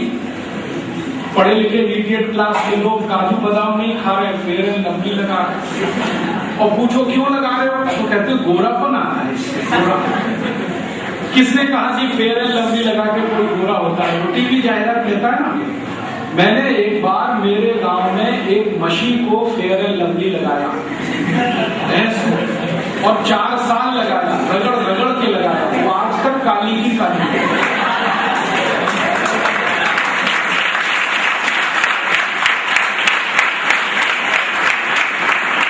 दुनिया में ऐसी कोई क्रीम नहीं है जो काले को गोरा बना दे। काला और गोरा होना आपको मालूम है डीएनए के साथ फिक्स होता है। आपके शरीर में एक डीएनए होता है। डीएनए जिंदगी में कभी बदलता नहीं, आरएनए बदलता है, डीएनए कभी नहीं बदलता, मरने के बाद भी नहीं बदलता, इसलिए डीएनए परीक्षण किया जाता है। और डीएनए कैसे फिक्स होता है पता है? अपनी आई वडील के जेनेटिक मटेरियल से डीएनए फिक्स होता है। जो आई वडील का जेनेटिक मटेरियल हमको ट्रांसफर हुआ उससे डीएनए फिक्स होता है। और डीएनए के साथ त्वचा का रंग फिक्स हो जाता है। इसलिए जिंदगी में कुछ भी बदलता है, डीएनए नहीं बदलता तो त्वचा का रंग भी नहीं बदलता। आप जैसे हैं वैसे ही रहेंगे। आप 100 किलो फेयर एंड लवली लगा दो या 100 क्विंटल, कोई फर्क नहीं। तो क्यों फालतू इतना पैसा खर्च? अब एक आखिरी माहिती देना, फेयर एंड लवली बनती कैसे? बहुत मजे की माहिती, आप सब ध्यान से सुनो। मैं आजकल फेयर एंड लवली कंपनी के खिलाफ भी एक केस लड़ा हूं। पेप्सी कोक के खिलाफ जैसे केस लड़ रहा हूं वैसे ही फेयर एंड लवली के खिलाफ ये केस चल रहा है मद्रास हाई कोर्ट में। क्यों मद्रास में? क्योंकि वहीं सबसे ज्यादा काले लोग है ना। मेरा एक दोस्त है, वो पहले मेरे साथ आईआईटी कानपुर में पढ़ता था, वहीं का है मद्रास का। वो चितकट काला, आपका घर में तवा होता है ना, तवा, उसको उल्टा कर देगा। और मुझे मालूम है वो 20 साल से फेयर एंड लवली लगा, 20 साल से, और अभी तक गोरा नहीं हुआ। तो मैंने उसके नाम से केस किया। मैं तो कर नहीं सकता। अदालत कहती है भाई जो पीड़ित है उसको लाओ, तो वो पीड़ित है फेयर एंड लवली से। 20 बरस से लगा रहा है, अभी भी चिकट काला है, गोरा हुआ नहीं। उसको मैंने अदालत में पेश किया कि ये आपके सामने है, फेयर एंड लवली 20 साल से लगा था, इसको अभी तक गोरा रंग नहीं हुआ है, जरा कंपनी को नोटिस देना। तो जज मान गया, हाँ ठीक है नोटिस देना। तो नोटिस देने पे कंपनी का वकील आया, उसको कहा भाई ये तो हुआ नहीं गोरा, आप बोलते हो कि 7 दिन में गोरा हो जाता है, 15 दिन में हो जाता है, 21 दिन में तो ट्यूबलाइट की तरह से चमकने लगता है, ये तो 20 साल से लगा के बैठा, इसको तो कुछ नहीं हो रहा है। तब उस वकील ने कहा कि इस फेयर एंड लवली में कुछ नहीं है, तो फिर तुम जाहिरात क्यों कर रहे हो ऐसा? तो उन्होंने कहा भारत सरकार ने हमको लाइसेंस दिया है झूठ बोलने का, तो हम जाहिरात कर रहे हैं। तो ये है मामला, मुकदमा चल रहा है, थोड़े दिन में फैसला आएगा।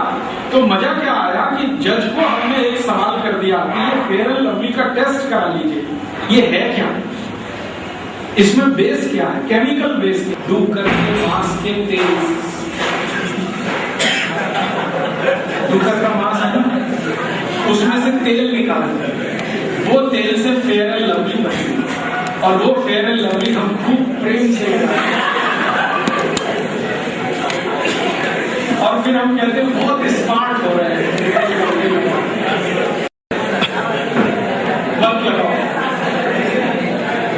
तो आप बोलोगे फिर स्मार्टनेस कैसे आएगी? मैं आपको जो गहरी बात कहने आया हूं ये कि किसी भी व्यक्ति की स्मार्टनेस क्रीम, पाउडर, लिपस्टिक इससे नहीं आती। स्मार्टनेस आती है गुण, कर्म और स्वभाव से। आपके गुण बहुत अच्छे, बहुत अच्छे गुण आप में है, कर्म बहुत अच्छा करते हैं आप, और स्वभाव आपका बहुत अच्छा है, तो आपसे ज्यादा स्मार्ट दुनिया में कोई नहीं। क्योंकि ये जो त्वचा है ना, ये तो नश्वर है, आज है कल नहीं रहने वाली। अभी आप जवान हो, थोड़े दिन में बूढ़े हो जाओगे, मर जाओगे, तो आपको जला के फेंक देंगे। मरने के बाद 1 घंटे भी नहीं रखते। हाँ, मरने के पहले गले मिल के प्रेम करते हैं, मरते कहते हैं लेके जाओ, जल्दी हटाओ, खाली करो ये घर। और जब आपको जला दिया जाएगा तो 60-70 किलो का शरीर 20 ग्राम मिट्टी में बदल जाता है, मात्र 20 ग्राम। और उस मिट्टी को मैंने टेस्ट किया तो उसमें 2 ही केमिकल निकलते हैं, फास्फोरस और एक केमिकल कैल्शियम, तीसरा कुछ निकलता भी नहीं। वो मिट्टी है 20 ग्राम, उस पर इतना गर्व कर रहे हो कि हम गोरे हैं, बहुत स्मार्ट हैं, मूर्खता है। इसलिए भारतीय शास्त्रों में कहा गया है शरीर को प्रेम मत करो, आत्मा को प्रेम करो, क्योंकि आत्मा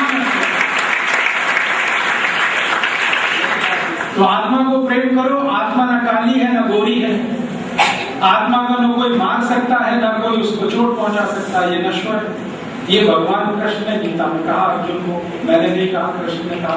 उनकी तो मानो, कृष्ण को मत मानो, कृष्ण की मानो।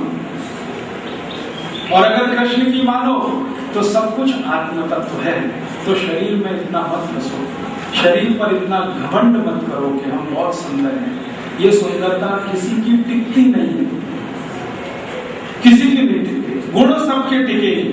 हमारे भारत में पता क्या होता, कोई मर गया तो उसको याद करते हो, कितना मेहनती था, या कितना देशभक्त था, कितना स्वदेश भक्त था, कितना धर्म प्रेमी था, ऐसे याद किया जाता किसी को। ऐसे कभी कोई किसी को याद नहीं करता, मर गया कितना गोरा था, मर गया, कभी कोई याद नहीं।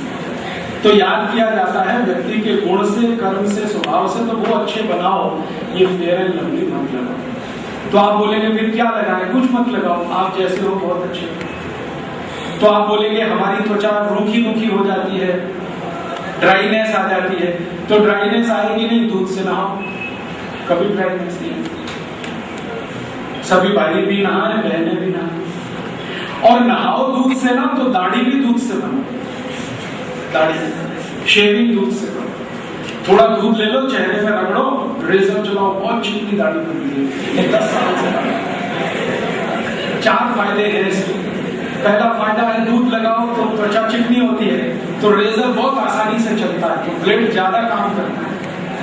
हाँ, दूसरा फायदा है दूध लगाओ तो गंदगी निकलेगी। मैंने बोला ना, दूध सरफेस टेंशन कम करेगा तो गंदगी निकलेगी, गंदगी निकलेगी तो चेहरा चमकेगा। चेहरा चमकेगा तो फोकट में स्मार्ट हो जाओगे। वो जो ब्यूटी पार्लर होते हैं ना, वहां मिल्क क्लींजिंग किया जाता है, मालूम है? वो 500 रुपए लेते हैं, तब फोकट में बता रहा हूं। इसलिए आप भी दूध से नहाओ, दूध से दाढ़ी बनाओ, बिक्री दूध की बढ़ेगी, मुनाफा शेतकरी समाज को मिलेगा और आपको भी फायदा होगा, देश को भी फायदा। और एक छोटी सी बात हम विद्यार्थियों के लिए, मैं बार बार एक ही चीज कह रहा हूँ, टीवी जाहिरात देख मत लाओ, कभी भी मत लाओ, क्योंकि जो वस्तु का जाहिरात है ना वो उतनी ही खराब है। जो वस्तु में जाहिरात नहीं है ना उसमें क्वालिटी है। ऊस के रस का जाहिरात आता है नहीं, क्योंकि उसमें क्वालिटी है। पेप्सी का जाहिरात आता है क्योंकि क्वालिटी नहीं है। गुड़ का जाहिरात देखा, गुड़, क्योंकि उसमें क्वालिटी है, इसलिए जाहिरात नहीं करना पड़ता। काकवी का जाहिरात देखा, काकवी, क्योंकि उसमें क्वालिटी है। गाय के दूध का जाहिरात नहीं करना पड़ता, वो अपने से ही दिखता है। जो वस्तुएं क्वालिटी वाली हैं उनका जाहिरात नहीं करना पड़ता। कड़ूलिम के दातन का जाहिरात देखा, क्यों? क्योंकि उसमें क्वालिटी है। कॉलगेट का करना पड़ता है, कॉलगेट में क्वालिटी नहीं है। मालूम है कॉलगेट कैसे बनता है? डूगर की हड्डियों के पाउडर से। कॉलगेट बनाने वाली अमेरिका की कंपनी है, वो टीवी में जाहिरात करती है और जाहिरात में बोलते हैं कॉलगेट में कैल्शियम है। सुना है? फिर एक दिन मैंने इनको चिट्ठी लिखा और पूछा कि कॉलगेट में कैल्शियम कैसे है? तो उन्होंने कहा हम जो वस्तु से कॉलगेट बनाते हैं उसमें कैल्शियम है। मैं पूछा वो वस्तु क्या है? तो उन्होंने कहा डूगर की हड्डियां, हड्डियों में बहुत कैल्शियम होता है, मालूम? फिर मैं पूछा कहां से लाते हो ये हड्डियां? तो उन्होंने कहा मुंबई में बहुत मिलती है। मुंबई में, जो आपके बाजू में है, मुंबई में एक गांव है, उसका नाम है देवनार, और एक बहुत बड़ा कसाई खाना चलता है, कभी देख के आओ। 14,000 जानवर रोज कटते हैं, रोज, और वो कभी बंद नहीं होता, उसका संडे नहीं होता कसाई खाने। 365 दिन में एक ही दिन बंद होता है, महावीर जयंती को, बाकी 364 दिन चालू रहता है। रोज 14,000 जानवर कटते हैं, उनका मांस निकलता है, मांस बाजार में बिकता है। कुछ मांसाहारी लोग उसे खरीदते हैं और बाकी मांस कुछ कंपनियां खरीदती हैं जिससे वो मांसाहारी भोजन बनाती है। आपने टीवी में एक जाहिरात देखा, मैगी, ये मांस के तत्व से बनने वाला भोज्य पदार्थ है मैगी। ये जो डुक्कर का मांस है ना, इसमें से तेल निकल गया, उससे बनती है फेयर एंड लवली। जो मांस है उससे बनती है मैगी। और एक चीज बनती है pizza, burger, hot dog, cold dog, chowmein, ये सब मांस है। और लोग लाइन लगा के पिज़्ज़ा खाते हैं। मुंबई में और पुणे में जंगली महाराज रोड, वहां पे पागलों के पागल इकट्ठे होते हैं, इंजीनियर, डॉक्टर, और आजकल वो सॉफ्टवेयर इंजीनियर तो बहुत है पुणे में इकट्ठे, वो लाइन में लग जाते हैं। 60-60, 70-70 रुपए का वो पिज़्ज़ा देता है। 5 रुपए की चीज है, पाव होता है ना, बड़ा पाव 5 ही रुपए का है, वो उसको 70 रुपए का देता है और खाते हैं। और ये सब मांस से बनता है, तो आप ये सब मत खाना, पिज़्ज़ा, बर्गर, हॉट डॉग। मेरा एक ही बात याद रखना, टीवी जाहिरात देख के कुछ लेना नहीं जिंदगी में, क्योंकि ये टीवी इडियट है और जाहिरात सुपर इडियट। कभी तो आप बोलेंगे फिर क्या वस्तु लेना है? अपनी जिंदगी में ये देखो कि कौन सी ऐसी वस्तुएं हैं जो प्रकृति से मिलती है, नेचर से मिलती है, वो सबसे अच्छी, क्योंकि वो भगवान की बनाई हुई है। आदमी की बनाई गई वस्तुओं में हमेशा खोट रहेगा, भगवान की बनाई गई वस्तु में खोट नहीं। तो नारियल पानी पियो, वो भगवान का बनाया, ऊस का रस पियो, भगवान का बनाया हुआ, लिमड़ा का दातन करो, नीम का दातुन करो, भगवान का बनाया हुआ, बबूल का दातुन करो, भगवान का बनाया हुआ। ये कॉलगेट, क्लोजअप वगैरह बंद करो। तो 2 फायदे होंगे। पहला तो फायदा मैंने थोड़ी देर पहले बताया, 2 लाख कोटि रुपए देश का बचेगा दर वर्ष, 2 लाख कोटि। और इतना बचेगा तो कर्ज नहीं लेना पड़ेगा, कर्ज नहीं लेना पड़ेगा तो ब्याज नहीं लेना पड़ेगा, तो रुपए की कीमत बढ़ेगी, डॉलर की कीमत गिरेगी, और जो रुपए की कीमत बढ़े तो मैंने बोला पेट्रोल 1.25 रुपए लीटर, डीजल 70 पैसे लीटर, सब कीमतें सस्ती हो जाएंगी। तो स्वर्ग इसी देश में आ जाएगा। समझ में आई बात?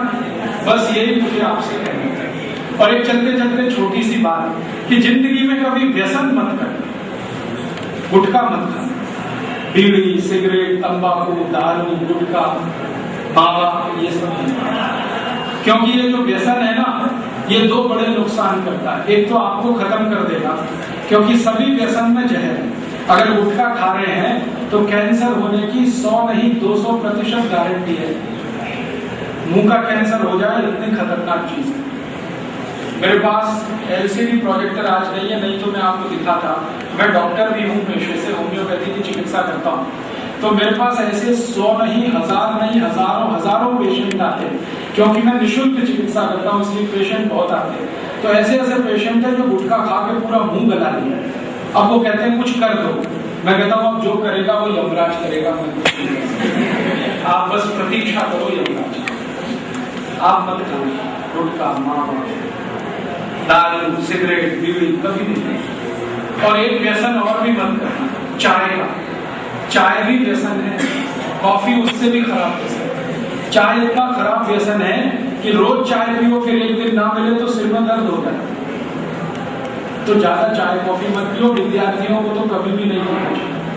विद्यार्थियों के बारे में हमारे देश के शास्त्रों में कहा गया है कि विद्यार्थियों को अपनी तेजस्विता बनाए रखने के लिए अपने शरीर की साज संभाल बहुत जरूरी है।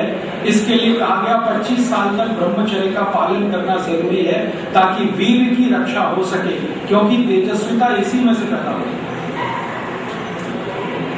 और सबसे ज्यादा वीर पतन उनका होता है जो चाय और कॉफी में डूबे मत पियो, अच्छा नहीं।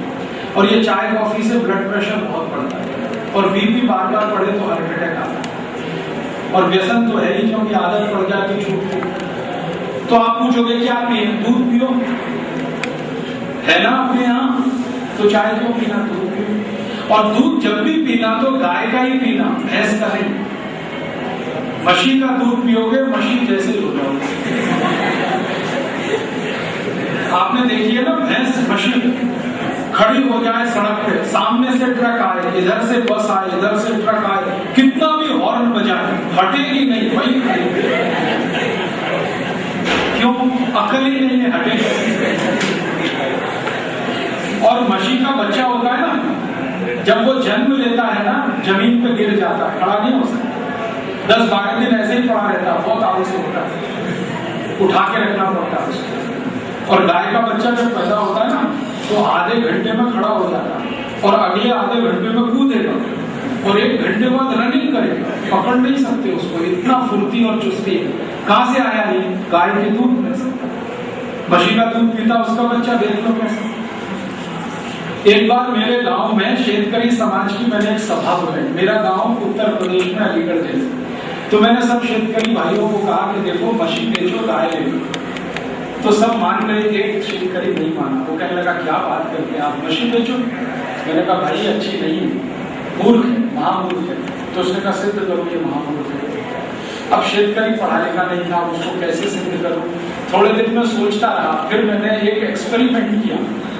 मशी का बच्चा होता है और गाय का बच्चा, दोनों के बीच मैंने स्पर्धा करी, ये देखने के लिए कि किसका IQ ज्यादा है।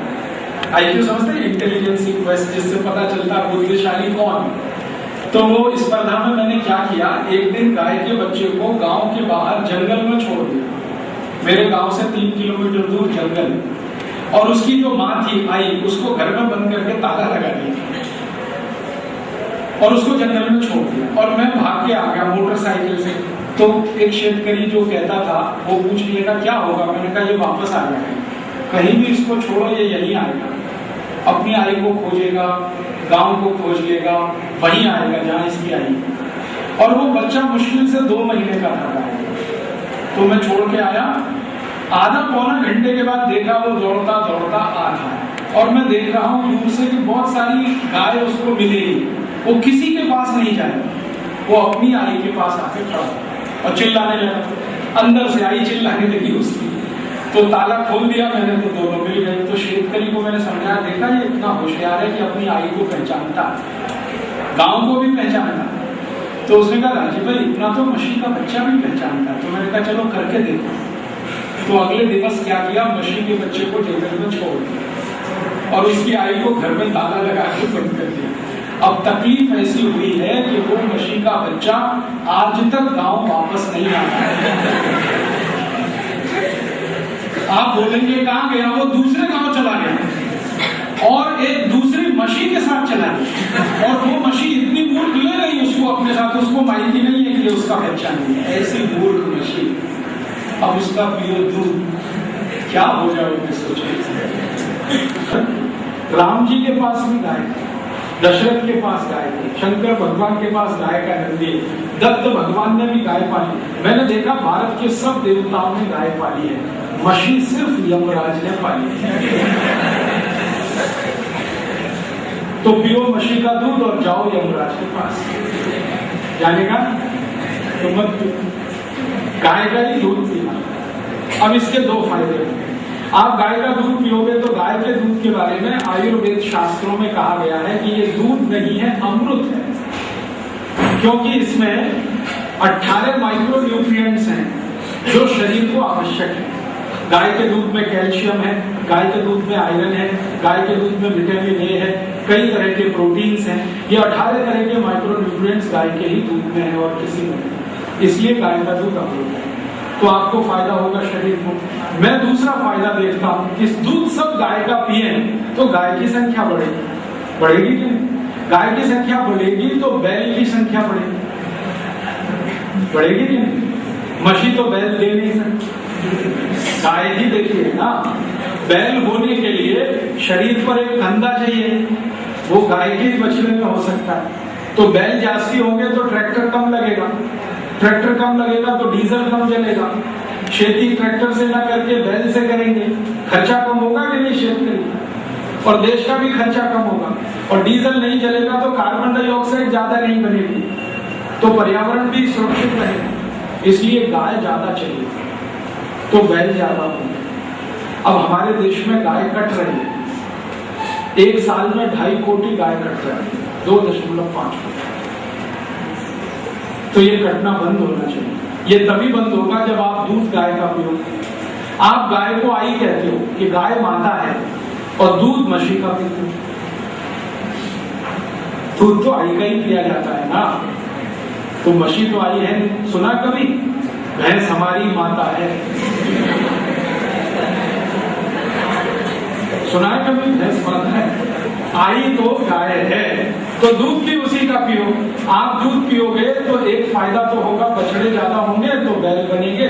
एक फायदा और होगा, उसका शेड मिलेगा, शेड फोकट में, और उससे बनेगा खत। शेतकरी को खत चाहिए। एक साल में 4 लाख कोटी रुपए का यूरिया डीएपी डालते हैं शेतकरी। अगर ये 4 लाख कोटी बंद हो जाए यूरिया डीएपी का, तो खत से मिलेगा, शेन खत बनेगा। शेन खत डालने लगे हैं तो उत्पन्न जास्ती होता है और खर्चा कम ही आता है, और पानी का उपयोग भी कम होता है शेन खत का। और मिट्टी की जो सुपीकता है ना माटी की, वो हर साल बढ़ती है अगर शेन खत वापरोगे। तो इतने फायदे हैं, इसलिए गाय का दूध पियो। ठीक है? डेयरी का मत पीना, ये डेयरी वाले सब मिला के देते हैं, 1.5 कर। उसमें गाय का भी हो सकता है, मशी का भी हो सकता है, गधी का भी हो सकता है, घोड़ी का, सब मिला देंगे, आपको पता ही नहीं चलेगा, क्योंकि आपके पास तो कोई मशीन है नहीं। तो ऐसे लोगों से दूध खरीदो जो गाय पालते हैं, उनकी संख्या है तो गोपालक जास्ती होंगे, और भगवान कृष्ण खुद गोपालक थे, तो हमको गोपालक में कोई शर्म नहीं होती। समझ में आ रहा है? अब एक आखिरी बात और कह दूं या बंद? बस और कहूं? एक आखिरी बात जो मुझे आपसे कहनी है वो ये, टीवी जाहिरात देखकर दवा मत खरीदना, औषध। जैसे टीवी में औषध का जाहिरात आता है ना, विक्स का जाहिरात है, Benadryl, Coldarin, streptomycin, paracetamol, aspirin, Disprin, Novalgin, ये कभी मत खरीदना, क्योंकि ये जो औषध का जाहिरात टीवी करता है, मैंने बताया टीवी जाहिरात उसी चीज का करेगा जो बहुत खराब है। ये सब औषध खराब है। दुनिया की एक संस्था है, जागतिक स्तर की संस्था, उसका नाम है वर्ल्ड हेल्थ ऑर्गेनाइजेशन। इस संस्था ने 5400 औषध को बैन कर दिया। निषेध कर दिया कि ये औषध बिकनी ही नहीं चाहिए, लेकिन भारत में वो सब बिक रहे, क्योंकि यहाँ इतनी चोरी होती है, रिश्वतखोरी होती है कि जो औषध अमेरिका में नहीं बिकती वो भारत में लाके बेचते हैं और जाहिरात करके बेचते हैं। ये विक्स एक ऐसी औषध है जो अमेरिका में नहीं मिलती, 20 साल से बंद है, क्योंकि विक्स उपयोग करो तो दमा होता है, अस्थमा। आप विक्स उपयोग करते हैं सर्दी जुकाम ठीक करने के लिए, इससे हो जाता है दमा। ऐसे एक है दवा एस्पिरिन, आप इसको उपयोग करते हैं सिर दर्द मिटाने के लिए, इससे हो जाता है ब्रेन हेमरेज। एक दवा आप इस्तेमाल करते हैं पैरासीटामोल, बुखार के लिए, ताप के लिए, इससे किडनी खराब हो जाएगी, लीवर डैमेज हो जाएगा। तो ये औषध बनता है। फिर आप बोलोगे कौन सी औषध खाना? अपने स्वयं पाक घर में बहुत सारी औषध रखी हुई है, आयुर्वेदिक है, टैक्स फ्री है, कॉस्ट फ्री है, साइड इफेक्ट नहीं है, एक्सपायरी डेट कुछ भी नहीं है उसकी, वो औषध खाना। आप बोलेंगे क्या औषध है? मैं आपको बताता हूँ। सर्दी जुकाम है ना, उसकी सबसे अच्छी औषध अपने स्वयं पाक घर में है आल, अदरक, जिंजर। क्या करना? आल का थोड़ा रस निकालो, फिर उसमें तुलसी का रस मिला दो, थोड़ा उसमें मध मिला दो, शहद, बस, और गर्म करके पी लो सुबह शाम 2 बार। सर्दी, खांसी, जुकाम तीनों मिटा लो। ऐसे ही सर्दी खांसी की एक और औषध है अपने स्वयं पाक घर में, हड़द। हड़द लेके दूध में डालो, गर्म करके पी जाओ, तो सर्दी, खांसी, जुकाम एक ही दिन में मिटा लो। और एक औषध है, जिन लोगों को बार बार सर्दी होती है ना, बार बार सर्दी, हर दिन सर्दी, हर 2 दिन में सर्दी, हर 10 दिन में सर्दी, उनकी सबसे अच्छी औषध है चूना। चूना देखा पान में खाते हैं चूना, वो चूना खाओ, छाछ में, ताक में मिला के, दही में मिला के, तो ये बार बार की सर्दी हमेशा के लिए ठीक होती है। बार बार सर्दी उनको होती है जिनके शरीर में कैल्शियम बहुत कम होता है, और चूना कैल्शियम का सबसे बड़ा भंडार है। तो जिनको बार बार नाक बहती है उनको बोलो चूना खाओ। कैसे खाएं? दही में मिला के, ताक में मिला के पी लो। कितना? 1 ग्राम, बस इतना, मामूली से। 8-10 दिन लगातार पिया तो जिंदगी भर सर्दी नहीं होगी। हाँ, इतनी जोरदार चीज है, मुफ्त में आता है, कोई पैसा भी जाता है। ऐसे ही अपने घर में और भी बहुत औषध है, बहुत गंभीर बीमारियों की औषध बताता हूँ। आजकल एक बीमारी आई है, उसका नाम है डायबिटीज, मधुमेह। इसकी सबसे अच्छी औषध अपने रसोई में है, स्वयं पाक घर में, उसका नाम है मेथी का दाना। मेथी दाना देखा, पीला पीला होता है, उसको पानी में डालो रात को, रात भर पानी में रखो, सुबह उठकर वो पानी पी के पीछे से दाना खा लो। चलो 3 महीने कोई सतत खा ले तो उसके बाद डायबिटीज जड़ से ठीक होता है। यही मेथी का दाना संधिवात की भी औषध है, घुटने का दर्द, कमर का दर्द, कंधे का दर्द, हड्डियों का दर्द, इसकी औषध है मेथी का दाना। सिर का दर्द, इसकी भी औषध है मेथी का दाना। आधे सिर का दर्द जिसको माइग्रेन कहते हैं, उसकी भी यही औषध है मेथी का दाना। रक्त के दूषण की जितनी भी बीमारियां हैं, जैसे चर्म रोग, ये सब रक्त दूषण की बीमारी, इसकी भी औषध यही है मेथी का दाना। हमारी आई को या हमारी ताई को 45 वर्ष जब पूरे होते हैं तो एक खराब समय शुरू होता है जिसको मेनोपॉज पीरियड कहते हैं। उस समय की सबसे अच्छी औषध है मेथी का दाना, बहुत अच्छी है, आप इसका उपयोग करें। कोई ज्यादा महंगी नहीं है, खर्चा भी ज्यादा नहीं। ऐसे ही अपने स्वयं पाक घर में एक बहुत अच्छी औषध, बहुत ही अच्छी, उसका नाम है दालचीनी। दालचीनी को पाउडर बना लो पीस के, फिर मध मिला के, शहद मिला के उसको सुबह सुबह खाओ, तो इससे सबसे तेजी से एक बीमारी ठीक होती है। उस बीमारी का नाम है लठपणा, मोटापा बढ़ता है ना, ये दालचीनी से ठीक होता है। दालचीनी शरीर को एकदम फिक्स कर देती है, जितना होना चाहिए उतना। इसी दालचीनी से एक बीमारी ठीक होती है दमा, अस्थमा, ब्रोंकियल अस्थमा, ट्यूबरकुलोसिस। ये एक ही दालचीनी 12-15 रोगों को ठीक करती है। ऐसे ही अपने स्वयं पाक घर में एक औषध है काली मिर्च, मिरी। गले के इन्फेक्शन के सब रोग इससे ठीक है। अपने स्वयं पाक घर में एक बहुत अच्छी औषध है अजवाइन। क्या कहते हैं मराठी में अजवाइन? अजवाइन, यस, अजवाइन समझते हैं? छोटा छोटा गोल गोल दाना, आवा कहते हैं। ये तवे पे भून लो, एक शीशी में बाटली में भर के रखो, थोड़ा इसमें काला नमक मिला देना, तो पेट के पित्त के जितने भी रोग हैं, पित्त के रोग समझते, acidity, hyperacidity, ulcer, peptic ulcer, इन सब की सबसे अच्छी दवा यही है, ओवा। और इस ओवा में थोड़ा सौंफ मिला के गर्म करके रख लो, तब तो दुनिया में सबसे अच्छी औषध है ये पित्त के रोग। अपने स्वयं घर में सब औषध है, कोई भी रोग का नाम लो, मैं औषध बताता हूँ। एक भी रोग ऐसा नहीं है जो स्वयं घर से ठीक ना हो। कैंसर जैसा गंभीर रोग, वो भी स्वयं घर में उसकी औषध है। हड़द दो आती है, एक तो हड़द होती है जिसका रंग पीला पीला होता है, येलोइश, और एक हड़द होती है जिसका रंग केसरिया, है ना। ये दोनों हड़द को मिक्स करें, इसका रस शहद के साथ, तो गले का कैंसर मिटा देता है, पेट का कैंसर मिटता है इससे।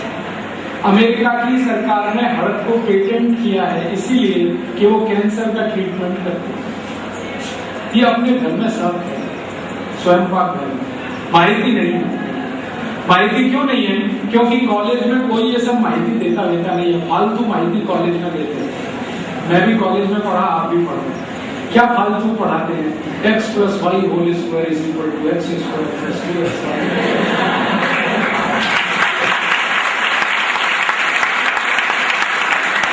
मैंने बहुत पढ़ाई, खूब पढ़ा, पता नहीं घंटों घंटों पढ़ा,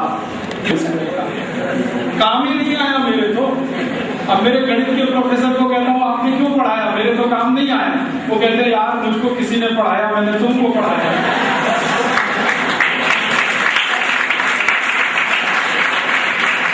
मेरा ये कहना है कि शिक्षण में वो पढ़ाना चाहिए जो जिंदगी में काम आए। अब अगर ओवा के बारे में आपको पढ़ाया जाए तो काम आएगा कि नहीं? आपके भी आएगा, पड़ोसी के भी काम आएगा, जिंदगी भर काम आएगा। x + y होल स्क्वायर तो सिर्फ मार्क्स देने के बाद खत्म हो जाएगा। तो शिक्षण अगर ऐसा किया जाए जिसमें काम की चीज पढ़ाई जाए, बेकार की हटाई जाए, तो बहुत अच्छा लाभ होगा आपको भी और देश में। आज हमारा जो शिक्षण है, मैं पूरी विनम्रता से और जिम्मेदारी से ये स्टेटमेंट कर रहा हूँ कि मैंने M.Tech तक की शिक्षा ली, जो इंजीनियरिंग की हाईएस्ट डिग्री है, M.Tech, और वो भी IIT से ली। मैंने जितना पढ़ा 99% जिंदगी में कभी काम नहीं किया। तब भी काम नहीं आया जब मैं शास्त्रज्ञ के रूप में काम करता। जो काम आया वो अलग से मुझे सीखना पड़ा, वो कॉलेज में किसी ने नहीं पढ़ा। मतलब क्या है, सिलेबस बदलने की गरज है। और ये सिलेबस जो आप पढ़ रहे हैं ना, 160 साल पुराना है। एक अंग्रेज आया था, उसका नाम था मैकॉले, उसने ये सिलेबस बना दिया। मैकॉले मर गया, उसके घर वाले सब मर गए, लेकिन वो सिलेबस यहाँ आगे चलते। सरकार इसको ध्यान देती नहीं। आप सब ध्यान दें तो अच्छा है। मेरा ये कहना है कि जिंदगी में जो फंक्शनल नॉलेज है, ऑपरेशनल नॉलेज है, उसको ज्यादा ग्रहण करो। आपके भी काम का है, दूसरों के काम का। तो ये छोटी छोटी कुछ बातें मैंने आपसे करी, अच्छी लगी? दूसरों को बोलेंगे? अगर आप बोलेंगे तो इसका लाभ सबको मिलेगा, और नहीं बोलेंगे तो इसका पाप आपके सिर पे लगेगा। भारत में पता क्या कहते हैं, ज्ञान को जितना बांटो उतना ही बढ़ता है और वो मल्टीप्लाई करता है। अपने तक सीमित रखोगे तो पाप के हिस्सेदार बनोगे। तो मैं नहीं चाहता आप पापी बने, मैं चाहता हूँ पुण्यात्मा बने। ये ज्ञान जो मैंने दिया ये दूसरों को दें, वो दूसरे किसी दूसरे को दें। धीरे धीरे ये गांव गांव फैल जाए और ये देश को सुजलाम सुफलाम बनाने में हम सब कामयाब हो जाए।